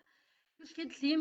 kur në Komisionin e Sigurisë ngrit dhe nga drejtori i përgjithshëm i policisë, mbas pyetjes që unë i bëra, dhe ai pranoi faktin që kishte shumë referime nga policia, por që nuk përbonin element veprave penale. Pra ishte si një bumerang që policia kryen shumë punë, por që në fakt nuk është efektive. Unë doja dija nga ministrja, nëse ky shqetësim prokurorit përgjithshëm dhe i drejtorit policisë ka ardhur në veshët e Ministrisë Drejtësisë dhe nëse po, është gjetur një mekanizëm bashkëpunimi midis këtyre tre institucioneve që mos kemi më këtë numër të lartë të referimesh për gjitha ngjarjet që në fakt nuk janë gjitha vepra penale. Falenderoj. Faleminderit, zonja Gjina. Zonja Ministre? Faleminderit Gjina për ndërhyrjen dhe padyshim ashpërsim politikës penale ka gjithmonë një ndikim sidomos për këto vepra penale dhe ju keni qenë ata të cilët e mbështetët fort kur unë paraqit pasi ishte miratuar nga Këshilli i Ministrave amnistin, ku këto kategori veprash penale kanë qenë të përjashtuara, ashtu siç janë përjashtuar edhe kur u miratua akti normativ për qëndrimin në shtëpi si masë ekstreme të jashtëzakonshme për shkak të Covidit. Pra do të thotë që vëmendja ka qenë maksimale. Padyshim, ka një vështirësi në diktimin e gjykatave se cilat duhet të jenë veprimtarit apo veprimet që ata duhet të marrin. Kjo qartë. Por nga ana tjetër mundet të shikojmë edhe në një platformë që ne po realizojmë së fundmi për sa i përket sidomos rasteve të abuzimeve të krimeve seksuale, por edhe për dhunën familje. Po mundsojmë që në një platformë të paraqesim të gjitha problematikat mbas një analize që është kryer, padyshim Ministria e Drejtësisë për pjesën e saj dhe besoj që do të përfshijë më pas një sër ministrish sipas kompetencës dhe fushës përgjegjësisë që kanë, ku ashpërsimi i politikës penale për këto kategori veprash penale do të jetë me patjetër, por padyshim po mendojmë që mbase në pjesën e parandalimit që do duhet bëhet më shumë, të kemi mundësinë e ndërgjegjësimit të shoqërisë, sidomos të fëmijëve, lidhur me veprën penale, me parashikimet ligjore që kanë të bëjnë me veprat penale për krime seksuale. Dhe duke filluar me një ndërgjegjësim për parashikimet e kodit penal, ashtu si dhe me një sër trajnimesh që do duhet të përfshihen në këtë platformë, ashtu siç thash, duke përfshirë edhe punonjësit e policisë gjyqësore, por padyshim do duhet që dhe strukturat e policisë të jenë pjesë e këtyre trajnimeve me qëllim të kenë mundësinë të identifikojnë rastet me qëllim që të parandalohen dhe mos të merremi me pasojën që sot po diskutojmë për pjesën e politikës penale edhe për vendimarrjet e gjykatave. Kështu që në këtë pjesë është absolutisht vëmendja maksimale. Besoj që kur të përfundoj platforma shumë shpejt, do t'ju bëhet me dije të gjithë deputetët e komisionit, nën komisionit që është pranë komisionit të ligjeve, për respektimin e drejtave të njerëzit, pasi çdo kontribut është shumë i domosdoshëm dhe ajo çfarë shumë e rëndësishme për ta kuptuar të gjithë është pjesë e strukturave, është pjesë e të gjithë shoqërisë. Përndryshe është e pamundur të parandalojmë raste të tilla apo raste të cilat janë të dhunës në familje. Sepse ashtu siç u thash, kjo është arsye pse rekomandimi 2020-s vijon të qëndrojë si rekomandim, që ka të bëjë me klasifikimin e veprave penale të dhunës në familje, të cilat në të shumtën e rasteve konsiderohen dhe klasifikohen si plagosje apo tentativa për vrasje, kur ato janë të pastra, të qarta, dhuna në familje. Faleminderit, zonja Ministre. Ka pyetje tjera nga kolegët? Nuk ka. Diskutime nuk ka. Unë në fakt, përpara se ta mbyllim këtë seancë dëgjimore me Ministren e Drejtësisë, do t'jap disa konsiderata të mia si kryetar komisioni, por dhe si deputet, mbi mënyrën e zbatimit nga organi prokurisë rekomandime prioritare dhëna nga Këshilli i Ministrave në luftë kundër kriminalitetit për vitin 2019. Në fakt jam plotësisht dakord me ato që tha ministrja, por dhe relatoria kolegja Hysi, por dhe me shqetësimet që ngriti kolegja tjetër zonja Gjina. Të gjitha këto problematika qëndrojnë. Por unë dua të ndalem në rolin e kuvendit në raport me këto problematika, pra që kanë të bëjnë me zbatimin e orientimeve të Këshillit të Ministrave në luftë kundër kriminalitetit dhe rolin e Ministrisë Drejtësisë në këtë proces. Këtu kërkohet që kuvendi të ushtrojë si duhet kontrollin dhe mbikëqyrjen në lidhje me zbatimin e ligjeve të reja të reformës në drejtësi në punën e përditshme të këtyre organeve. Dakord jam, por kuvendi e ka përmbushur misionin e vet. Si në aspektin ligjvënës, ashtu edhe në miratimin e strukturave dhe buxhetimin e këtyre institucioneve. Natyrisht që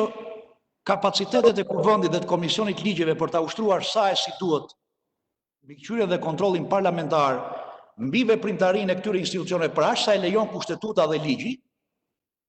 janë të kufizuara, por kuvendi tani duhet nxjisë pavarësinë e këtyre institucioneve. Prokuroria dhe institucionet e reja të drejtësisë, që si qëllim final kanë luftën kundër kriminalitetit, duhet punojnë vetë çdo ditë për pavarësinë e tyre, me qëllim që të fitojnë besueshmërinë e publikut në lidhje me misionin që u ka ngarkuar kushtetuta dhe ligji. U ngritën disa problematika në fakt në lidhje me zbatimin e këtyre rekomandimeve, 4 kanë qenë prioritetet: lufta kundër korrupsionit, krimit organizuar, të drejtat e njeriut dhe bashkëpunimi institucional. Por unë dua të ndalem që në kryetherës tek ajo që e ngriti dhe prokurori i përgjithshëm gjatë raportimit, por dhe ministri i drejtësisë sot, por dhe relatorja zonja Hysi. Për të orientuar drejt prioritetet e qeverisë në luftë kundër kriminalitetit dhe për të harmonizuar si duhet politikën penale në raport me këto prioritete, na duhen statistika të unifikuara, standardizuara dhe të besueshme për gjendjen e kriminalitetit në Shqipëri. Unë e di që ka vështirësi për këtë proces, ka vite që punohet për të patur një sistem statistikor të unifikuar dhe të standardizuar, por në kushtet e teknologjisë re dhe të avancimit të kësaj teknologjie, por edhe të financimit të këtij sistemi, unë mendoj se nëse do të tregojmë kujdesin e duhur dhe vëmendjen e duhur, është prioritet i arritshëm. Milioni t'ju jap një shifër. Për vitin 2019, në raportin e prokurorit përgjithshëm, por dhe në raportin që ka sjell Ministria e Drejtësisë, janë referuar, pra vepra penale të referuara dhe të kallëzuara në prokurori, janë 47.341 çështje. Nëse do të bëjmë një llogaritë thjesht matematikore të prokurorëve dhe të oficerëve të policisë gjyqësore, por jo vetëm, por dhe të policisë shtetit, që janë përfshira në sistemin, në zinxhirin e hetimit të veprave penale, unë besoj që nuk është një numër i madh i çështjeve të referuara dhe të kallëzuara në prokurori që ne të mos bëjmë përpjekje serioze për të patur statistika të unifikuara. Që në momentin kur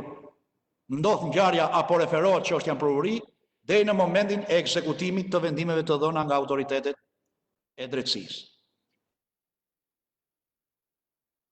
Dhe nëse do ta bëjmë këtë, unë jam i bindur që edhe prioritetet e qeverisë luftën kundër kriminalitetit dhe harmonizimi i politikave penale në luftë kundër kriminalitetit do të jetë e duhura.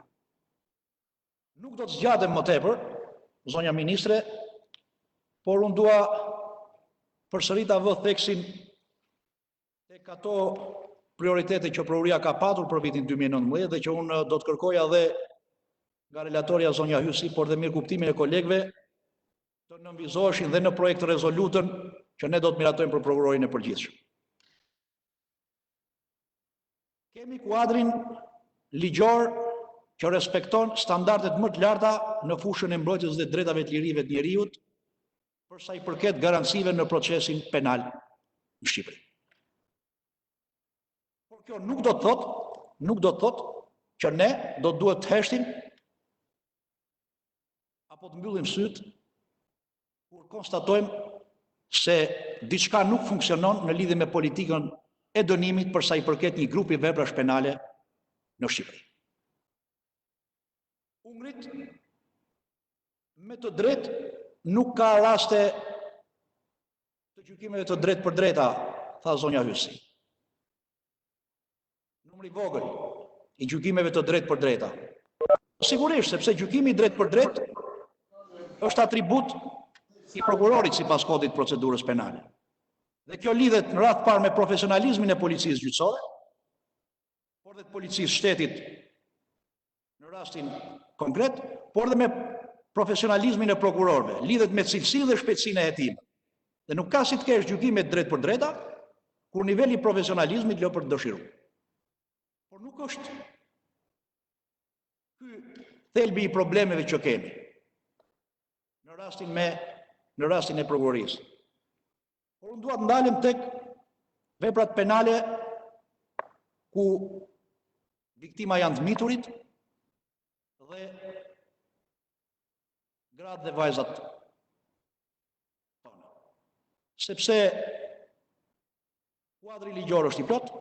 kodi penal ka sanksionet e duhura për këtë kategori veprash. Parlamenti vetëm për dhunën në familje ka ndërhyrë disa herë në kodin penal. Tani është koha që prokuroria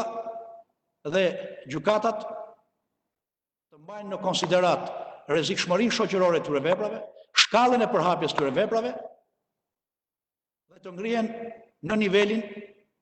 e përgjegjësive që kanë marrë përsipër dhe që u angarkon kushtetuta dhe ligji. Unë jam dakord dhe me atë që tha kolegja Gjina, nëse gjykimi i shkurtuar është një drejt e të pandehurit, personalisht po e bëj me dije që si deputet, por dhe si kryetari i Komisionit Ligjeve, do bëj konsultimet e duhura me kolegët e mi jurist dhe penalist. Aplikimi i gjykimit i shkurtuar në kodin e procedurës penale ka disa kufizime dhe do t'isha i mendimit që nga kjo e drejt që ka kodi i procedurës penale të mos i jepet e drejta të përfitoj asnjë i pandehur kur kemi të bëjmë me krime me të miturit dhe me dhunën në familje. Në rast se neni 403 mos gaboj i kodit procedurës penale ka përjashtuar nga e drejta për të përfituar gjykim shkurtuar kur kemi të bëjmë me vepra penale që parashikojnë dënimin me burgim përjetshëm, unë në konsultim me kolegët, por edhe me qeverinë, do t'i propozoja kuvendit ndryshime në kodin e procedurës penale, pikrisht në nenin 403, në mos 406, më korrigjon kolegja Gjina, të kemi një ndryshim në kodin e procedurës penale dhe absolutisht, për sa kohë organi prokurorisë dhe gjykatat u krijojnë mundësinë të përfitojnë nga e drejta për gjykim shkurtuar kësaj kategorie autor të veprave penale, ne ta kufizojmë me ligj. Siç e kemi kufizuar për veprat penale që parashikojnë dënim me burgim përjetshëm, është mundësia që për krimet dhe abuzimet me të miturit dhe dhunën në familje, ne ta kufizojmë këtë të drejtë. Gjithsesi, kjo është një iniciativë e imja, patjetër që do ta konsultojmë me të gjithë juristët dhe ekspertët e fushës përkatëse, me Ministrinë e Drejtësisë sigurisht që ka rol parsor në këtë proces, sepse ka kodifikimin e gjithë legjislacionit në Shqipëri, pse jo ne të japim ndihmën tonë në këtë drejtim. Dhe nuk duhet ta lëmë në diskrecionin e prokurorëve dhe gjyqtarëve një përfitim të tillë që e jep ligji, pra e jep kodi i procedurës penale. Unë do të kërkoja, zonja Hysi, që siç Ministria e Drejtësisë, qeveria shqiptare nëpërmjet Ministrisë së Drejtësisë, e ka vënë theksi për vitin 2019 në rekomandimet që i ka dhënë organit prokurorisë, ashpërsimin e politikës dënimit për këtë grup veprash të përfshihen përsëri në projekt rezolutën që do të miratoj kuvendi për institucionin e prokurorisë përgjithshme. Dhe pa haruar as pak prioritetet në luftën kundër korrupsionit, krimit organizuar dhe pastrimit të parave, që janë dhe detyrime që burojnë nga procesi i antarësimit Shqipërisë në Bashkimin Evropian. Sot kemi procesin e vettingut, që është në vazhdim e sipër. Shumë shpejt Kuvendi i Shqipërisë javës që vjen, pra Komisioni i Ligjeve dhe Kuvendi do të përmbushim edhe një detyrim të fundit që kemi në raport me institucionet e reja të drejtësisë, që është miratimi i strukturës së inspektorit lartë të drejtësisë, dhe me plotësimin e strukturës së inspektorit lartë të drejtësisë, unë mendoj që bashkë me procesin e vetingut ka ardhur koha që drejtësia e re që presin shqiptarët t'i nënshtrohet jo vetëm kontrollit dhe mbikëqyrjes parlamentare brenda asaj kornize që na lejon kushtetuta dhe ligji, t'i nënshtrohen dhe procesit llogaridhënies për vendimarrjen e tyre nëpërmjet inspektorit lartë drejtësisë dhe këshillave respektiv, këshillit lartë gjyqësor dhe këshillit lartë prokurorisë, që do të raportojnë javës që vjen në Komisionin e Ligjeve dhe në Kuvendin e Shqipërisë. Unë dua ta falenderoj Ministrën e Drejtësisë, zonjën Gjonaj, për këtë raportim shtërues që pati sot në Komisionin e Ligjeve dhe për vëmendjen që i ka kushtuar zbatimit të këtyre rekomandimeve të Këshillit Ministrave nga ana e institucionit prokurorisë në Shqipëri. Dua ta përshëndes për rolin aktiv që ka patur dhe ka gjatë gjithë kësaj kohe në raport me zbatimin e reformës në drejtësi. Unë i di dhe i njoh ndjeshmëritë e ministres Gjonaj, sa herë kemi të bëjmë me dhunën familje dhe me krimet që kanë të bëjnë me të miturit, por është koha, zonja ministre, që bashkarisht të bashkojmë forcat, që të nxisim drejtësinë e re, të japim suportin e dur dhe të bëhemi barikat për zbatimin e ligjit penal në Shqipëri, pa asnjë ekuivok dhe pa asnjë tolerancë. Patjetër që përparësi jam dakord me zonjën Hysi, ka parandalimi, shoqëria ka mekanizmat e saja funksionimit në drejtim të parandalimit të këtyre veprave penale, por ama kur ndodhin këto vepra penale, nuk duhet të ekzistojë dora në zemër e drejtësisë së re që presin shqiptarët. Parandalimi është ilaçi i duhur, por ndëshkimi pasi ndodh vepra shkon në funksion të qëllimit të dënimit dhe të këtij parandalimi. Duhet t'i bashkojmë forcat, nëse duhet të bëjmë përmirësimet e duhura ligjore, Komisioni i Ligjeve dhe Kuvendi i Shqipërisë ka gjithë vëmendjen dhe suportin e dur, jemi gati ta japim, por pse jo forcojmë kapacitetet edhe për sa i përket mbikëqyrjes dhe kontrollit parlamentar. Prokurori i përgjithshëm në raportimin e vet e pranoi këtë problematik,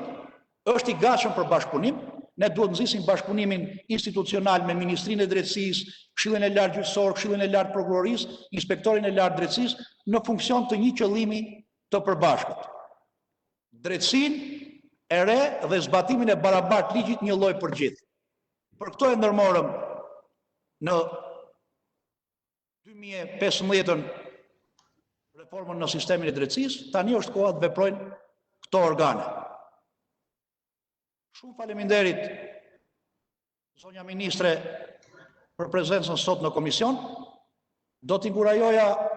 nën komisionet e Komisionit Ligjeve që për problematikat saktuara, por dhe komisioni, jo vetëm nën komisionet, që zonjën Gjonaj taftojmë për seanca dëgjimore sa herë që ka interes për problematikat saktuara për publikun, pse jo Ministria e Drejtësisë është në mbikëqyrje e sipër të shumë ligjeve të reja të reformës drejtësi dhe që janë në fushën e përgjegjësisë së Ministrës Drejtësisë, dhe të mos mjaftohemi vetëm me raportimin vjetor që bën Ministria e Drejtësisë për një aspekt shumë të veçantë, që është zbatimi i rekomandimeve të Këshillit të Ministrave në luftë kundër kriminalitetit. Kemi edhe shumë fusha të tjera ku me interes, ku prezenca e ministrës në Komisionin e Ligjeve është duhet të jetë në nivelin e duhur. Ndaj zonja Hysi ju nxis në këtë drejtim, që të vazhdojmë në këtë drejtim. Falenderoj zonjën Hysi si relatore, kolegët që u përfshin në këtë debat, dhe javës tjetër presim rezolutën për veprimtarinë e prokurorisë për vitin 2020, zonja Hysi, dhe do t'ju lutesha që të jemi në kontakt me Ministrinë e Drejtësisë, të cilës duhet t'i dërgojmë dhe një tekst të projekt rezolutës me qëllim që ato që diskutuam sot këtu të gjejmë pasqyrimin e duhur dhe në projekt rezolutën që do të miratojmë në kuvend. Faleminderit zonja ministre dhe ditë mbarë.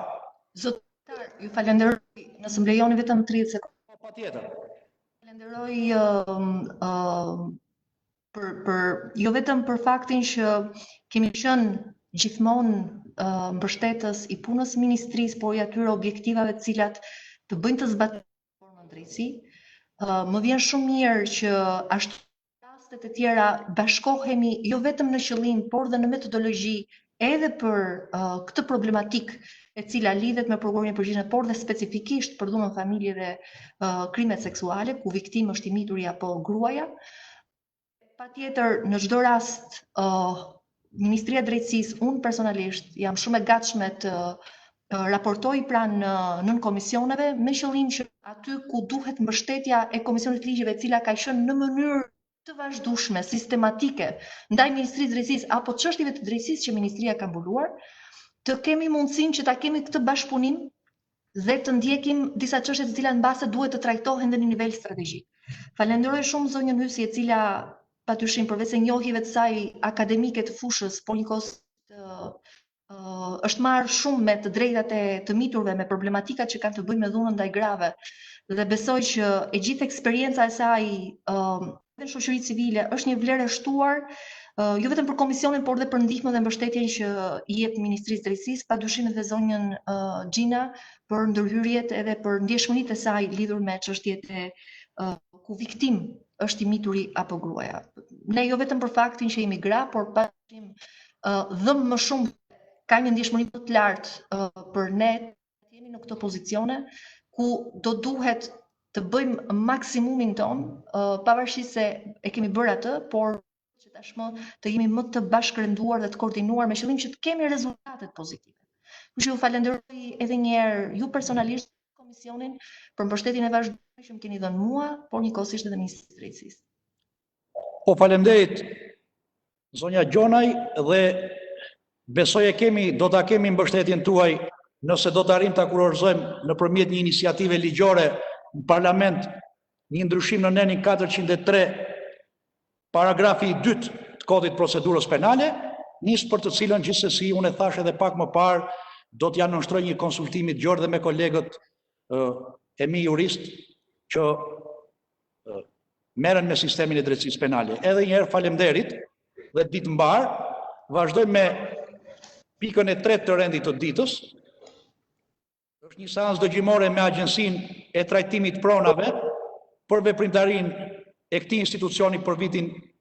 2019. Komisioni ynë është komision përgjegjës, relator do të jetë kolegu Adnor Shameti. Edhe çështjet e pronave në Shqipëri janë çështje shumë sensitive dhe unë jam i bindur që pas kësaj seance dëgjimore lidhur me direktivat e qeverisë në luftë kundër kriminalitetit për vitin 2019, po me të njëjtin interes do të ndiqet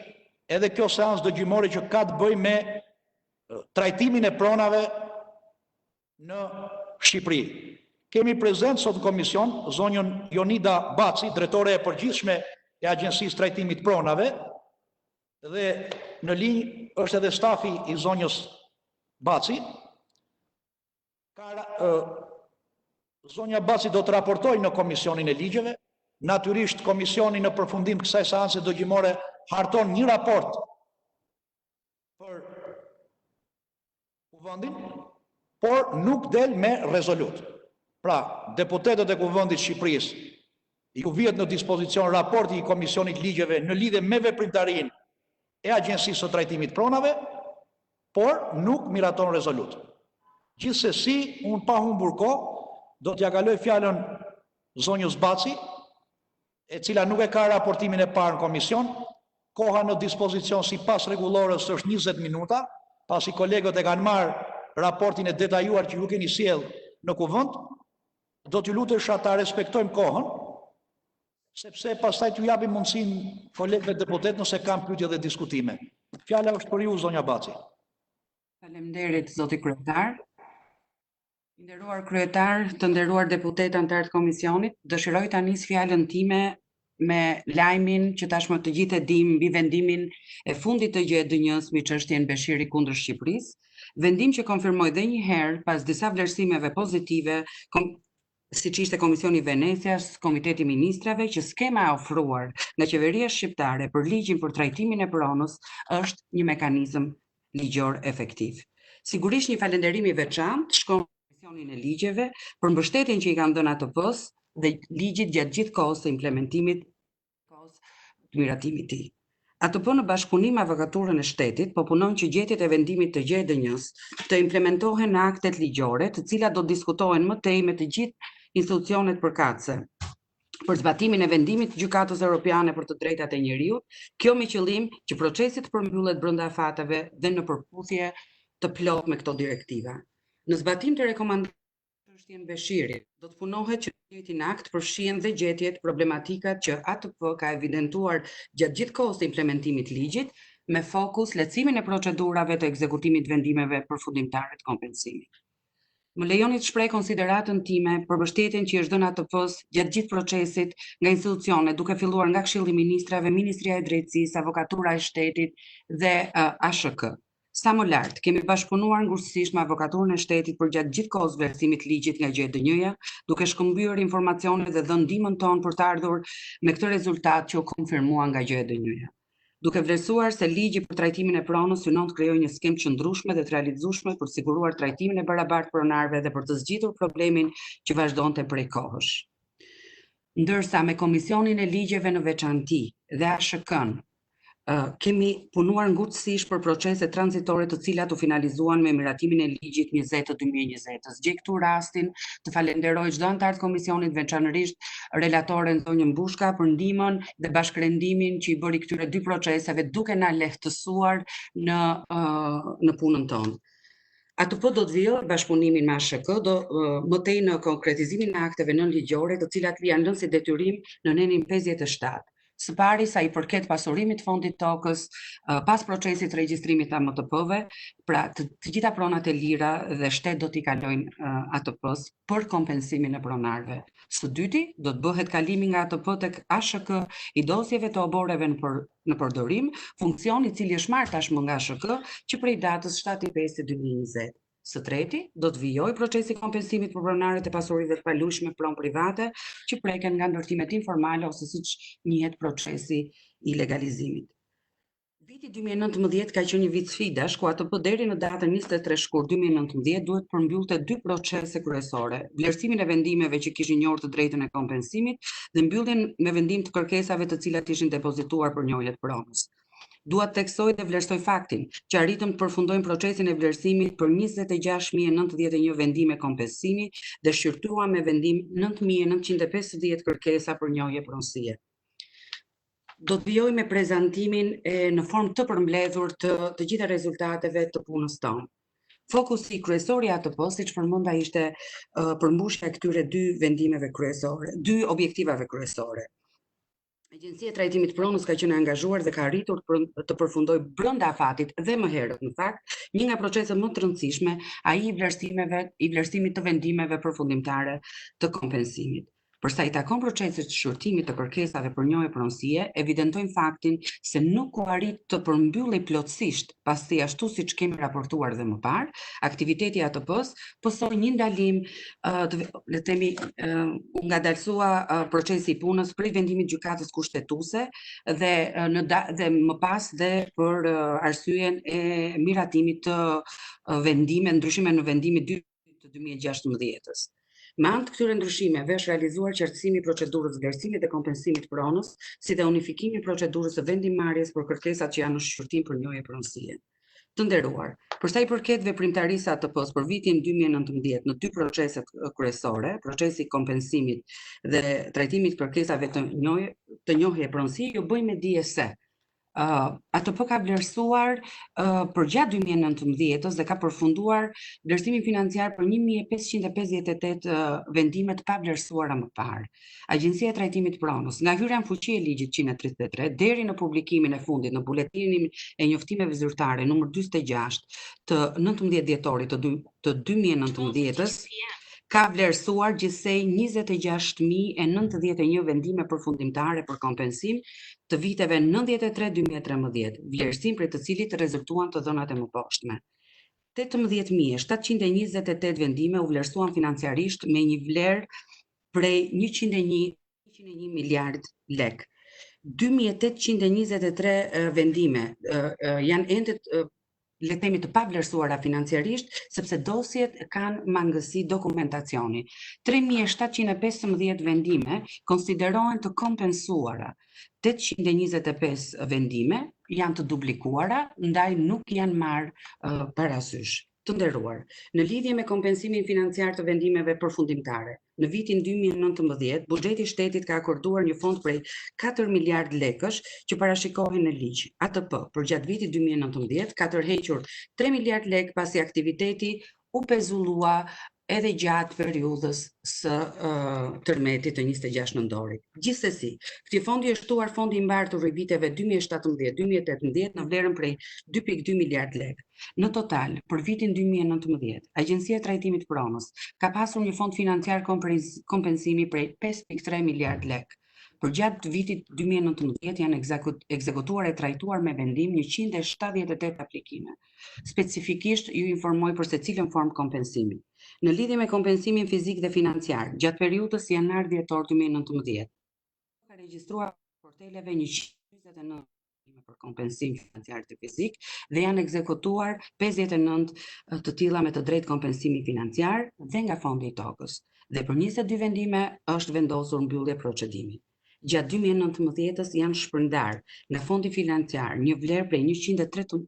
113.786.500 lek, ndërsa nga fondi i tokës ndjes një sipërfaqe prej 200.968 hektar e baraz vlefshme me një vlerë financiare prej 479.449.812 lek. Sa i përket formës së dytë kompensimit, ajo e kompensimit financiar veçantë, gjatë periudhës janar-dhjetor 2019 në lidhje me ekzekutimin e vendimeve me kërkesë të veçantë rezulton se kanë aplikuar 115 subjekte dhe gjatë vitit janë marrë në shqyrtim administrativ 190 dosje, përfshirë dosje të prapambetura vitit 2018. Janë trajtuar me vendim 97 aplikime, nga të cilat për 86 aplikime ATP ka vijuar me lëvrimin e kësteve, ndërsa për 11 aplikime është vendosur mbyllja e procedimit administrativ. Fondi i lëvëruar për gjatë vitit 2019, 86 vendime, ose le të themi duke qenë që është kërkesë e veçantë të zgjasë për 5 vite, është vlera prej 1.168.621.118 lek. ATP ka lëvëruar 250.593.882. Kursimi për 2019-ën. Kursimi i buxhetit shtetit është 1.828.628.186 lek. Gjithashtu, në fillim të vitit kalendarik është lëvruar kësti i radhës për 71 aplikimeve, të cilat janë bërë që prej vitit 2016-2018, të cilat kanë marrë këstin e 2, të 3 dhe këstin e 4 në vlerën e 259.207.754 lek. Një detyrë tjetër realizuar është bllokimi dhe regjistrimi i gjithë pasurisë tonë bujqësore pranë ZV, tashmë sot ASHK, për verifikimin dhe bllokimin e 50.000 hektar tokë fujore dhe kullësore. Nga hyrja në fuqi e ligjit të ri, Agjencia e Trajtimit Pronave ka ekzekutuar në total 682 vendime, nga këto 616 kompensim financiar me një vlerë prej 5.791.122.519 lek dhe 66 vendime me mbyllje procedimi. Nga hyrja në fuqi e ligjit të ri, Agjencia e Trajtimit Pronave ka shpërndar nga pronave një sipërfaqe prej 612.3 hektar me një vlerë financiare prej 1.259.309.912 lek. Të nderuar, në lidhje me këtë proces, objektiva dhe sfidat e ATP-s për të ardhmen janë vijimi me ekzekutimin e vendimeve për ato subjekte të cilët aplikojnë konform akteve nënligjore në fuqi. Pasurimi i fondit tokës, i cili do të kalojë në dispozicion të ATP-s për kompensimin e subjekteve të shpronësuara në bashkëpunim me Agjencinë Shtetërore të Kadastrës, referuar në enit 57, 58 dhe në 10 të ligjit 20/2020-s. Ekzekutimi i vendimeve pronarëve të pasurive të paluajtshme pron private, ndërtimet informale, të cilët tashmë kanë aplikuar dhe vijojnë të aplikojnë, miratimi i ndryshimit të VKM-s numër 223 të 2016 sipas rekomandimeve në vendim Shqipëri kundër Shqipërisë. Proces tjetër kryesor për kompensimin është ai pasurive të paluajtshme pron private që preken nga ndërtimet informale, siç njihet procesi i lujizmit. Pranë ATP-s kanë aplikuar për 2019-ën 1480 qytetarë, janë ekzekutuar 1249 vendime, vendime dhe është shpërndar vlera financiare prej 1.240.240.626 lekë. Pika e dytë e raportimit ka të bëjë me trajtimin e kërkesave për njohje pronësie dhe kompensim, objektiv që u mbyll në fakt në 23 shkurt të 2019-s. Siç e dini, agjencisë ishte caktuar një afat 3 vjeçar nga hyra në fuqi e ligjit për trajtimin e kërkesave për njohjen pronësisë të patrajtuara prej 93 deri në 2016.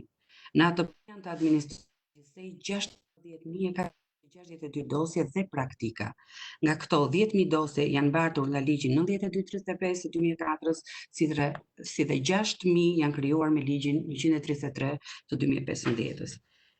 Në periudhën 2 mujore të vitit 2019, ATP angazhoi gjithë kapacitetin në dispozicion për shqyrtimin e kërkesave për njohjen e pronësisë dhe vetëm në 2 muaj u shqyrtuan gjithsej 3.000 dosje. Për periudhën nga fillimi i ligjit deri më datë 23/2/2019, kur mbaroi dhe afati 3 vjeçar për përfundimin e këtij procesi, janë trajtuar me vendim 9.512 kërkesa dhe kanë mbetur pa trajtuar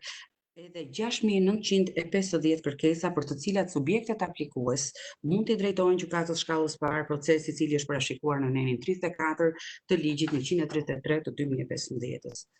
Pas përfundimit të afatit, ATP ka vijuar me procedurat e njoftimeve duke bërë me dije për njohjen dhe kompensimin e pronës së pretenduar subjektet kërkues, të cilët mund të drejtohen tashmë gjykatës. Nga të dhënat e Agjencisë Trajtimit të pronave gjatë kësaj periudhe raportuese rezulton se janë njoftuar 6.800 subjekte kërkues. Ky numër i referohet dosjeve, të cilët vinë në cilësinë e trashëgimtarit ligjor ose përfaqësues me prokuror për të tërhequr dokumentacionin tekniko-ligjor të depozituar në mënyrë që të fillojnë me procedurat pranë gjykatës shkallës parë. Janë depozituar 3.197 kërkesa nga subjektet për të tërhequr dokumentacionin tekniko-ligjor dhe deri në dhjetor të 2019-s janë tërhequr 3.109 dosje. Janë kryer 1.880 kthim përgjigje subjekteve kërkues dhe institucione zyrtare në objekte të ndryshme në kërkesat e tyre. Sfidat e ATP-s në lidhje me përmbylljen e këtij procesi janë përgatitja që ndodhen në sektorin e shqyrtimit me qëllim të procesimin e shpejtë të kërkesave, dorëzimi i dosjeve të cilat janë depozituar nga subjektet për procesin e njohjes, digitalizimi i dokumentacionit dhe përmirësimi i sistemit web-GIS, asistencë subjekteve dhe institucioneve në bashkëpunim me avokaturën e shtetit për proceset në vijim. Të nderuar, gjithashtu, ATP-ja ka një veprimtari më të gjerë se 2 objektivat parsor, kryesisht që mbështetet në plotësimin e këtyre 2 veprimtarive. Një nga këto është përfaqësimi dhe ligjor pranë gjykatave, mbrojtja e interesave të ATP-s në 3 shkallët e gjyqësorit dhe në gjykatën administrative për vendimet e dhëna ndërvite, si dhe për vendimet e dhëna në zbatim të ligjit 133 të 2015-s. Gjatë vitit 2019, në ATP janë depozituar 2.324 padi në të gjitha gjykatat e vendit, në gjykatat e rrethave, në gjykatat e apelit, në gjykatën administrative të shkallës parë dhe në apelin administrativ. ATP ka ushtruar 69 tankime dhe 155 rekurse. Janë pranuar nga gjykata 144 padi, janë rrezuar 212 dhe janë kthyer dhe pushuar nga gjykata 211 padi. Ju informoj se një informacion I rëndësishëm për mirëzbatimin e ligjit 133 të 2015 dhe akteve të tjera të dalë në zbatim të tij nga ATP është fakti se pranë gjykatave administrative të apelit janë depozituar ankimime me objekt gjykimi kundërshtimin e vlerësimit financiar të vendimeve përfundimtare në mbështetje të nenit 19 ligjit. Gjithsej I janë depozituar 442 padi nga cilat janë pranuar nga gjykata administrative vetëm 84 kërkesa. Kjo tregon që puna e kryer në lidhje me vlerësimet financiare ka qenë interpretim të saktë të ligjit, duke përmendur faktin që janë vlerësuar gjithsej 26.091 vendime që kanë njohur të drejtën e kompensimit. Pas mbylljes së afateve ligjore për shurtimin e kërkesave për njohje pronësie, si dhe vlerësimeve financiare të vendimeve që kanë njohur të drejtën e kompensimit, sipas kushteve të nenit 15 të ligjit 133, janë depozituar 93 padi në gjykatën administrative të shkallës parë. Janë pranuar 13 padi, janë rrëzuar 11 padi dhe janë kthyer akte për 13 padi. Gjithashtu, për në zbatim të ligjit 133 në lidhje me kërkesat që kanë qenë depozituar pranë ATP-s, të cilat janë trajtuar përgjatë këtij 3 vjeçari, nga 16.462 dosje të tilla u trajtuan me vendim 9.512 dhe në zbatim të nenit 29 të ligjit 133 janë depozituar pranë gjykatave të apeleve civile vetëm 5 kërkesë padi dhe nga ato vetëm 56 vendime janë fituar nga pala paditëse. Pra, dhe këtu po qartë janë pozitiv të një interpretimi të ligjit. Në lidhje me procedurën pas kushteve të 34 të ligjit 133 për kërkesat që janë depozituar në ATP dhe janë pa vendim, rezulton se janë bërë 656 padi në gjykata e shkallës parë civile, pranuar 8 padi, rrëzuar 1 padi, kthim aktesh dhe pushuar 54 padi. Ju informoj që për ATP-n ky është një bilanç pozitiv duke parë numrin e padive në krahasim me numrin e vendimeve që janë pranuar. Tjetër proces që kryen ATP, edhe pse nuk parashikohet në ligjin 133, është ai I trajtimit të kërkesave për tjetërsim sipërfaqeve shtetërore, tashmë proces që ka kaluar në ASHK. Gjatë vitit 2019, në lidhje me këtë proces, janë trajtuar me vendimarrje 214 kërkesat subjekteve të regjistruara për gjatë viteve. Gjithashtu, gjatë kësaj periudhe kanë aplikuar pranë institucionit 133 subjekte nga të gjitha qarqet. Për këtë proces, siç e përmenda, për një periudhë 2 mujore është përgatitur një grup pune e cila do të bëjë transferimin tashmë të dosjeve të mbetura pranë ASHK-s, sipas një marrëveshjeve të dakordsuar midis dy institucioneve. Kjo ishte shkurtimisht veprimtaria dhe detyrat kryesore të përmbushura nga ATP gjatë vitit 2019. Zoti kryetar, të nderuar deputet, jeni të mirëpritur për të bërë çdo pyetje rreth veprimtarisë ATP-s. Të pranishëm për krameja është drejtori I kompensimit zoti Sokol Demaliaj dhe drejtori I përfaqësimit ligjor, drejtori juridik zoti Edmond Lala. Faleminderit. Faleminderit zonja Baci, zoti Shameti relatori e kam në linjë.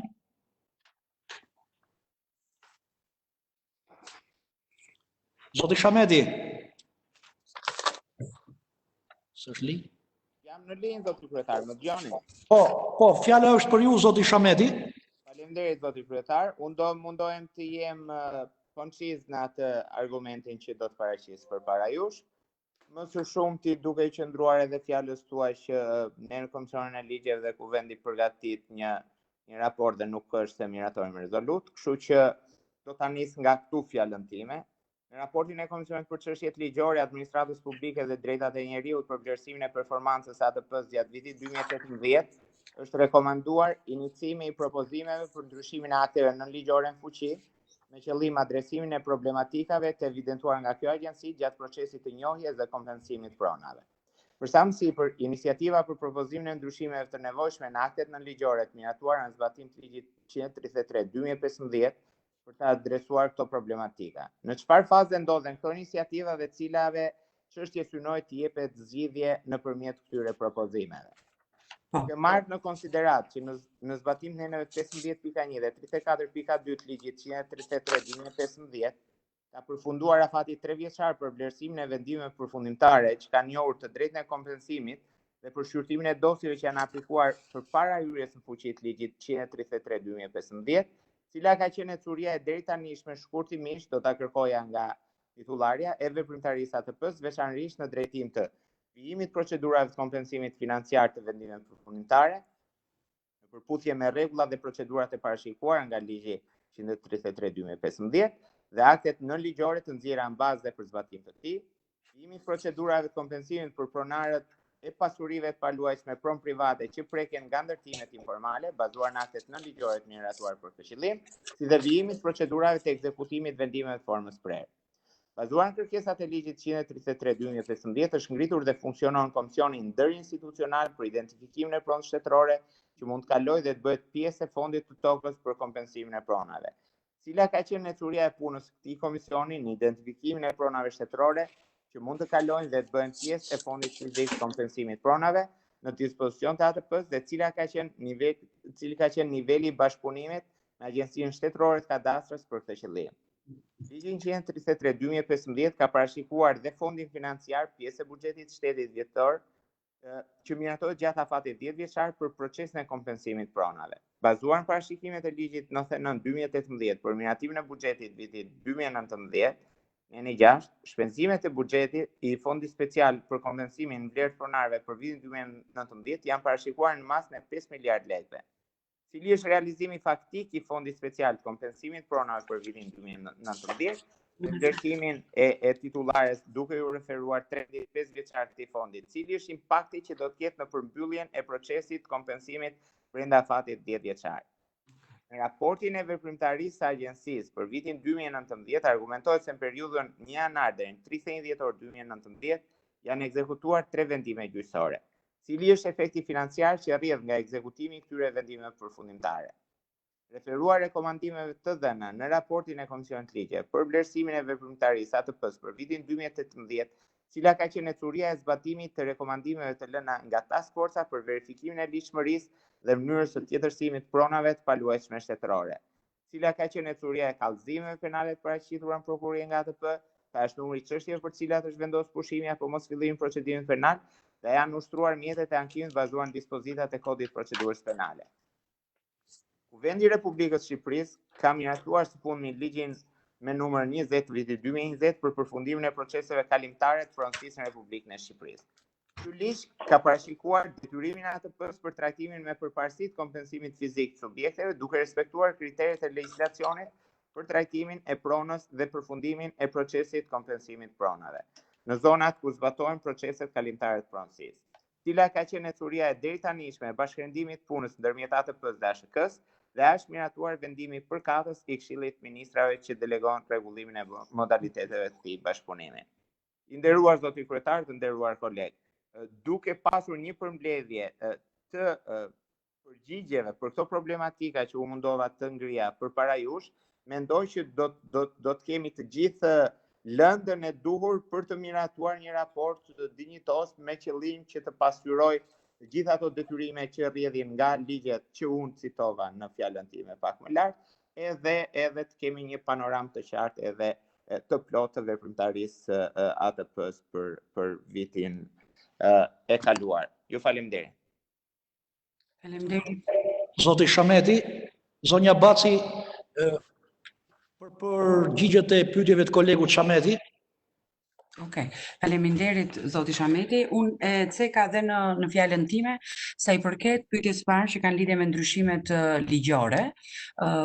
Pikërisht mbas ndryshimeve që u bën për efekt të vendimit gjykatës kushtetuese, filloi implementimi i ligjit. Sot jemi në 2020 dhe ne kemi një draft të propozuar pranë Ministrisë Drejtësisë, por u prit dhe vendimi i GDN-s që të inkorporohen në një vendim të vetëm të gjitha këto ndryshime, për arsye për të mos pasur ndryshime të shpeshta dhe ky është dhe një nga faktorët dhe ose le të themi vendimet e GDN-s. Ku konsistojnë këto ndryshime janë rekomandimet e komisionit, por kryesisht kanë të bëjnë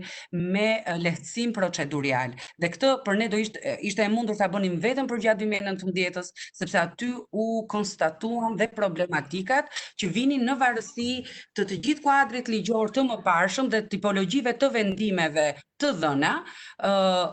dhe gjitha këto lehtësi që ne kemi parashikuar do të ndihmojnë në ekzekutimin të gjitha vendimeve përfundimtare. besoj që këto miratime do të ndodhin, le të themi, brenda 2-3 muajsh, më tepër duke pasur parasysh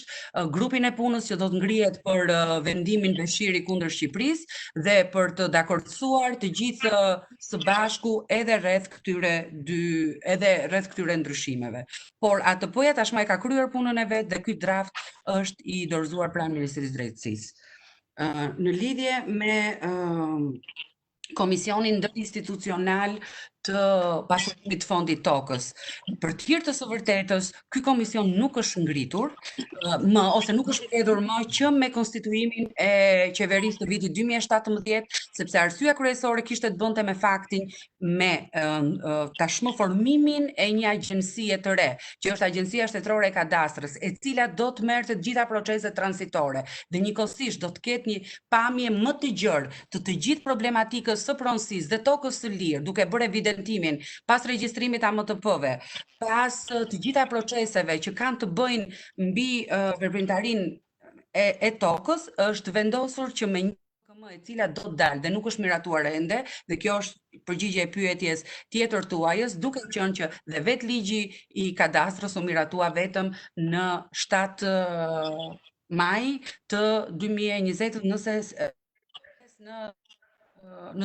20, nuk e mbaj mend tamam datën e ligjit të kadastrës, 7 maj? Po kur ka hyrë në fuqi? 7 mars, jo maj, ndjes. Thënë kjo, ne jemi në përgatitjen e një marrëveshje me institucionin e kadastrës, jo vetëm për le të themi lehtësimin e procedurave dhe pasurimin e fondit tokës, por një sër veprimtarisht të përbashkëta. Një nga këto është dorëzimi i njërit nga funksioneve që tashmë i ka kaluar kadastrës dhe si dhe regjistrimi i çdo e cila i dhën ATP VKM dhe blokimi në emër të saj. Sigurisht edhe që i bëjmë të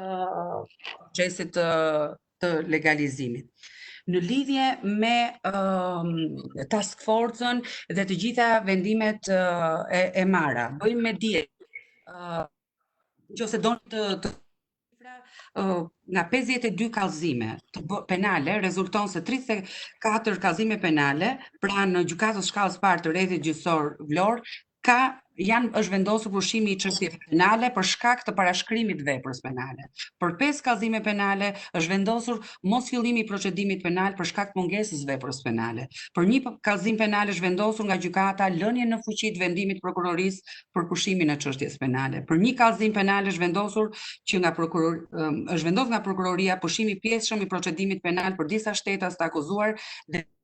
fajtor të Timolea për veprën penale i dokumentacionit. Për 3 kallëzime penale është vendosur nga gjykata deklarimi fajtor të panderëve, unë për efekt s'po i përmend emrat, dhe për veprën penale për pastrimi i produkteve të veprës penale. Për një kallëzim penal dërguar gjykatës për gjykim, për një kallëzim penal i është dërguar gjykatës për gjykim çështja penale në themel. Për 2 kallëzime gjykata ka vendosur deklarimin e pafajshëm të zotërisë dhe për 6 kallëzime penale janë akoma nën hetim nga prokuroria. Ju informoj se me avokaturën e shtetit edhe në kuadër të një marrëveshje bilaterale po ndjekim ngushtësisht jo vetëm rastet e task force-së së parë të drejtuar nga zoti Hyseni, po çdo lloj indicie tjetër dhe shumë shpejt pjesë e kësaj marrëveshje do jetë specifikisht ndjekja deri në ezaurim të çështjeve. Është lënë porosi dhe në mbledhjen e kaluar që mbase kjo do detyroheshin bënim disa ndryshime edhe në kod, por këto ishin iniciativa që shkojnë përtej Agjencisë Trajtimit të Pronës. Mbase në vijim të marrëveshjes dhe problematikave të dala, do të vim edhe me një propozim për institucionet përgjegjëse. Sa i përket fondit të tokës dhe fondit financiar ndjes dhe realizimit punës së ATP-s, ju bëj me dije edhe pse 2019 fokus kryesor kishte realizimin e objektivave, atë të vlerësimit financiar dhe përmbylljes me vendim të dosjeve, ka dhe faktorë të tjerë të cilët kanë bërë që numri i aplikimeve, apo le të themi ekzekutimi i vendimeve mos të jetë shumë i lartë. Arsyeja kryesore njëherë ka të bëjë me të gjithë subjektet që pritën vendimin e GDN-s. Sepse arsyeja pse e them këtë ka të bëjë me faktin që me momentin e daljes dhe vlerësimit të ligjit 133 dhe vendimit Beshiri kundër Shqipërisë, ndjeshëm rritja e aplikimeve edhe në periudhën e pandemisë, edhe pse kjo gjë ndodhi gjatë kësaj periudhe në sportelet tona ka filluar tashmë riaktivizimi i subjekteve. Problematika tjera kanë të bëjë dhe me faktin që një nga gjërat kyçe që ligji detyron është që të vijë një përfaqësues për të gjithë pronarët. Dhe një nga arsyet është dhe ky është dhe numri që nuk është shumë i lartë. Gjithsesi, mendojmë që për gjatë 2020-s dhe me vendimin përfundimtar dhe si dhe miratimin e ndryshimeve të Beshirit në VKM-n 223 dhe sot 766 do ketë një rritje të ndjeshme. Fondi në fakt në dispozicion të ATP-s është i mjaftueshëm. Pyetje tjetër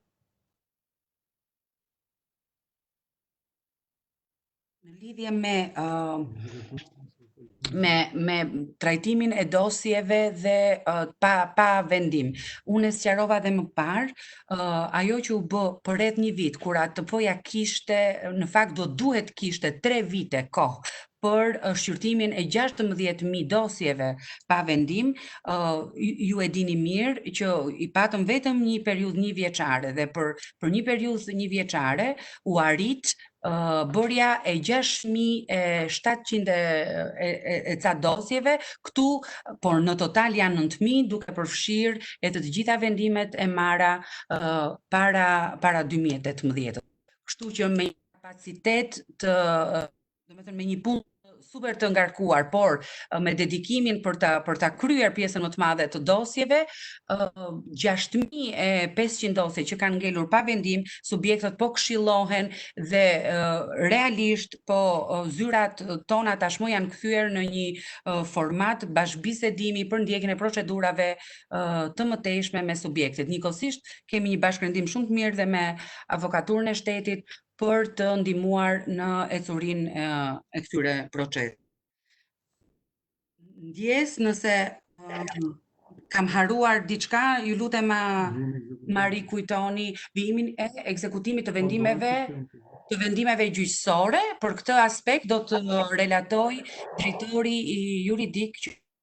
Ligjore ekzekutimin e vendimeve gjyqësore, zoti Edmond Lale. Po faleminderit zonja Baci, zoti Lala do t'ju lutesha shumë shkurt, sepse t'ju japim mundësinë kolegëve nëse kanë pyetje tjera. Okej. Në lidhje me numrin e pakët të ekzekutimit të vendimeve gjyqësore, ka konstatuar për faktin sepse vitin para ardhës ka qenë numri më i lartë, me qenë se kishin bënin në lidhje me vendimet gjyqësore që kishin bënë vetëm për çështjen e pagave apo çështjen e detyrimeve përmbarimore. Ndërsa në lidhje me ekzekutimin e tanishëm, duke referuar ligjit 133 tek neni 5.17, do të kuptoj që çdo vendimi i gjykatës apelit nuk është më vendimi i formës prerë, por është një vendim i cili është konsideruar si gjykim fillestar dhe duke bërë rekurs në gjykatës lartë, vetëm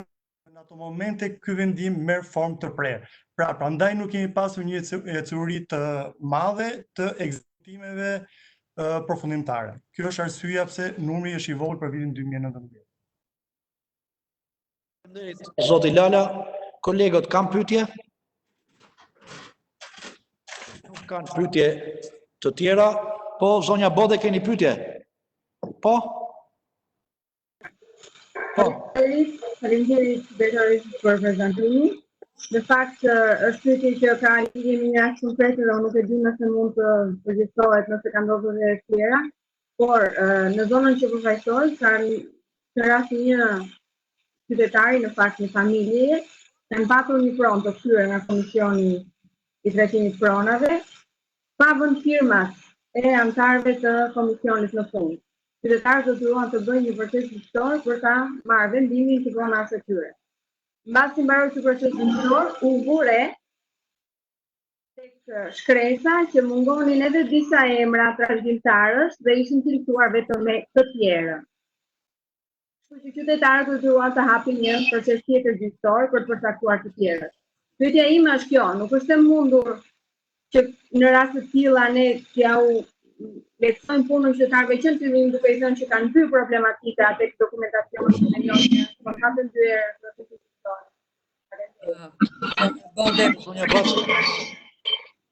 Çështja që ju ngritet është një nga elementët që ne kemi parashikuar në ndryshimet lehtësuese në VKM-n që presim ta miratojmë shumë shpejt. Kjo ishte arsyeja që unë edhe e përmenda më parë. Të gjitha eksperiencat e tilla, edhe unë e mbaj mend që e kemi diskutuar edhe këtë rast bashk, janë parashikuar janë mbajtur shënim dhe janë parashikuar në këto procedurat lehtësuese që do të shtojmë në VKM. Unë e mbaj mend rastin, drejtori i kompensimit këtu gjithashtu, kështu që ju asiguroj që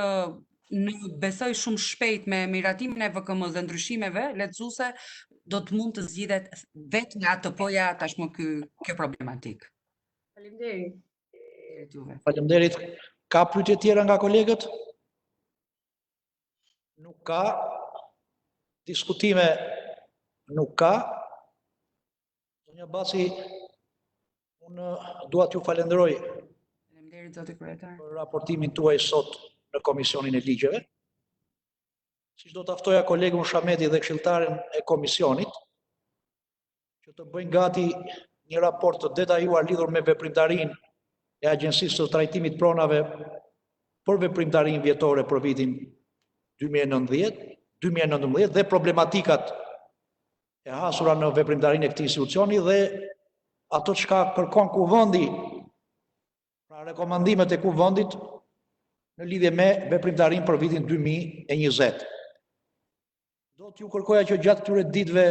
të hartimit të raportit të jeni në kontakt edhe me Agjensinë e Trajtimit Pronave me zonjën Baci, në mënyrë që roli i Kuvendit dhe mbështetja që Komisioni i Ligjeve të Kuvendit të jetë i duhuri edhe për këtë institucion, pasi pse jo në këto vite të qeverisjes tonë si majorancë, kemi ndërmarrë reforma shumë të thella në drejtim të pronës. Qoftë me ligjin për Agjensinë e Trajtimit Pronave, që është një ligj i ri, i cili ju ka dhënë zgjidhje shumë problematikave në lidhje me ishpronarët, por dhe me ligjin e fundit që hyri në fuqi dhe që ka të bëjë me Agjensinë Shtetërore të Kadastrës, por dhe me ligjin për proceset kalimtare të pronësisë që ka hyrë ka pak kohë në fuqi. Gjithsesi, ne si Komisioni i Ligjeve garantojmë suportin e vazhdueshëm për institucionin që drejton zonja Baci, ngelemi të hapur për bashkëpunim edhe nëse do të keni ose do të na kërkoni ndryshime ligjore në zbatim edhe të vendimeve që ka dhënë Gjykata e Strasburgut në lidhje me procesin e trajtimit të pronave. Unë dua t'ju falenderoj, të nderuar kolegë, për këtë ditë të gjatë pune që kishim sot në Komisionin e Ligjeve. Kanë qenë dy dëgjesa me shumë interes për opinionin publik. Ajo e Ministres Drejtësisë që kishte të bëjë me zbatimin e rekomandimeve prioritare dhëna nga Këshilli i Ministrave për organin e prokurisë në luftën kundër kriminalitetit për vitin 2019 dhe raportimin e drejtoreshës përgjithshme të Agjencisë së Trajtimit të Pronave. Janë dy problematika shumë sensitive dhe me ndjeshmëri të lartë me opinionin publik, dhe besoj e kanë merituar dhe e meritojnë gjithë vëmendjen e kolegëve të Komisionit Ligjeve. Falenderoj zonjën Hysi si relatore në çështjen e parë, zotin Shameti tek çështja e dytë dhe të gjithë kolegët e Komisionit për durimin dhe përfshirjen në debatin aktiv në mbledhjen e sotme të Komisionit. Edhe një herë ditë mbarë.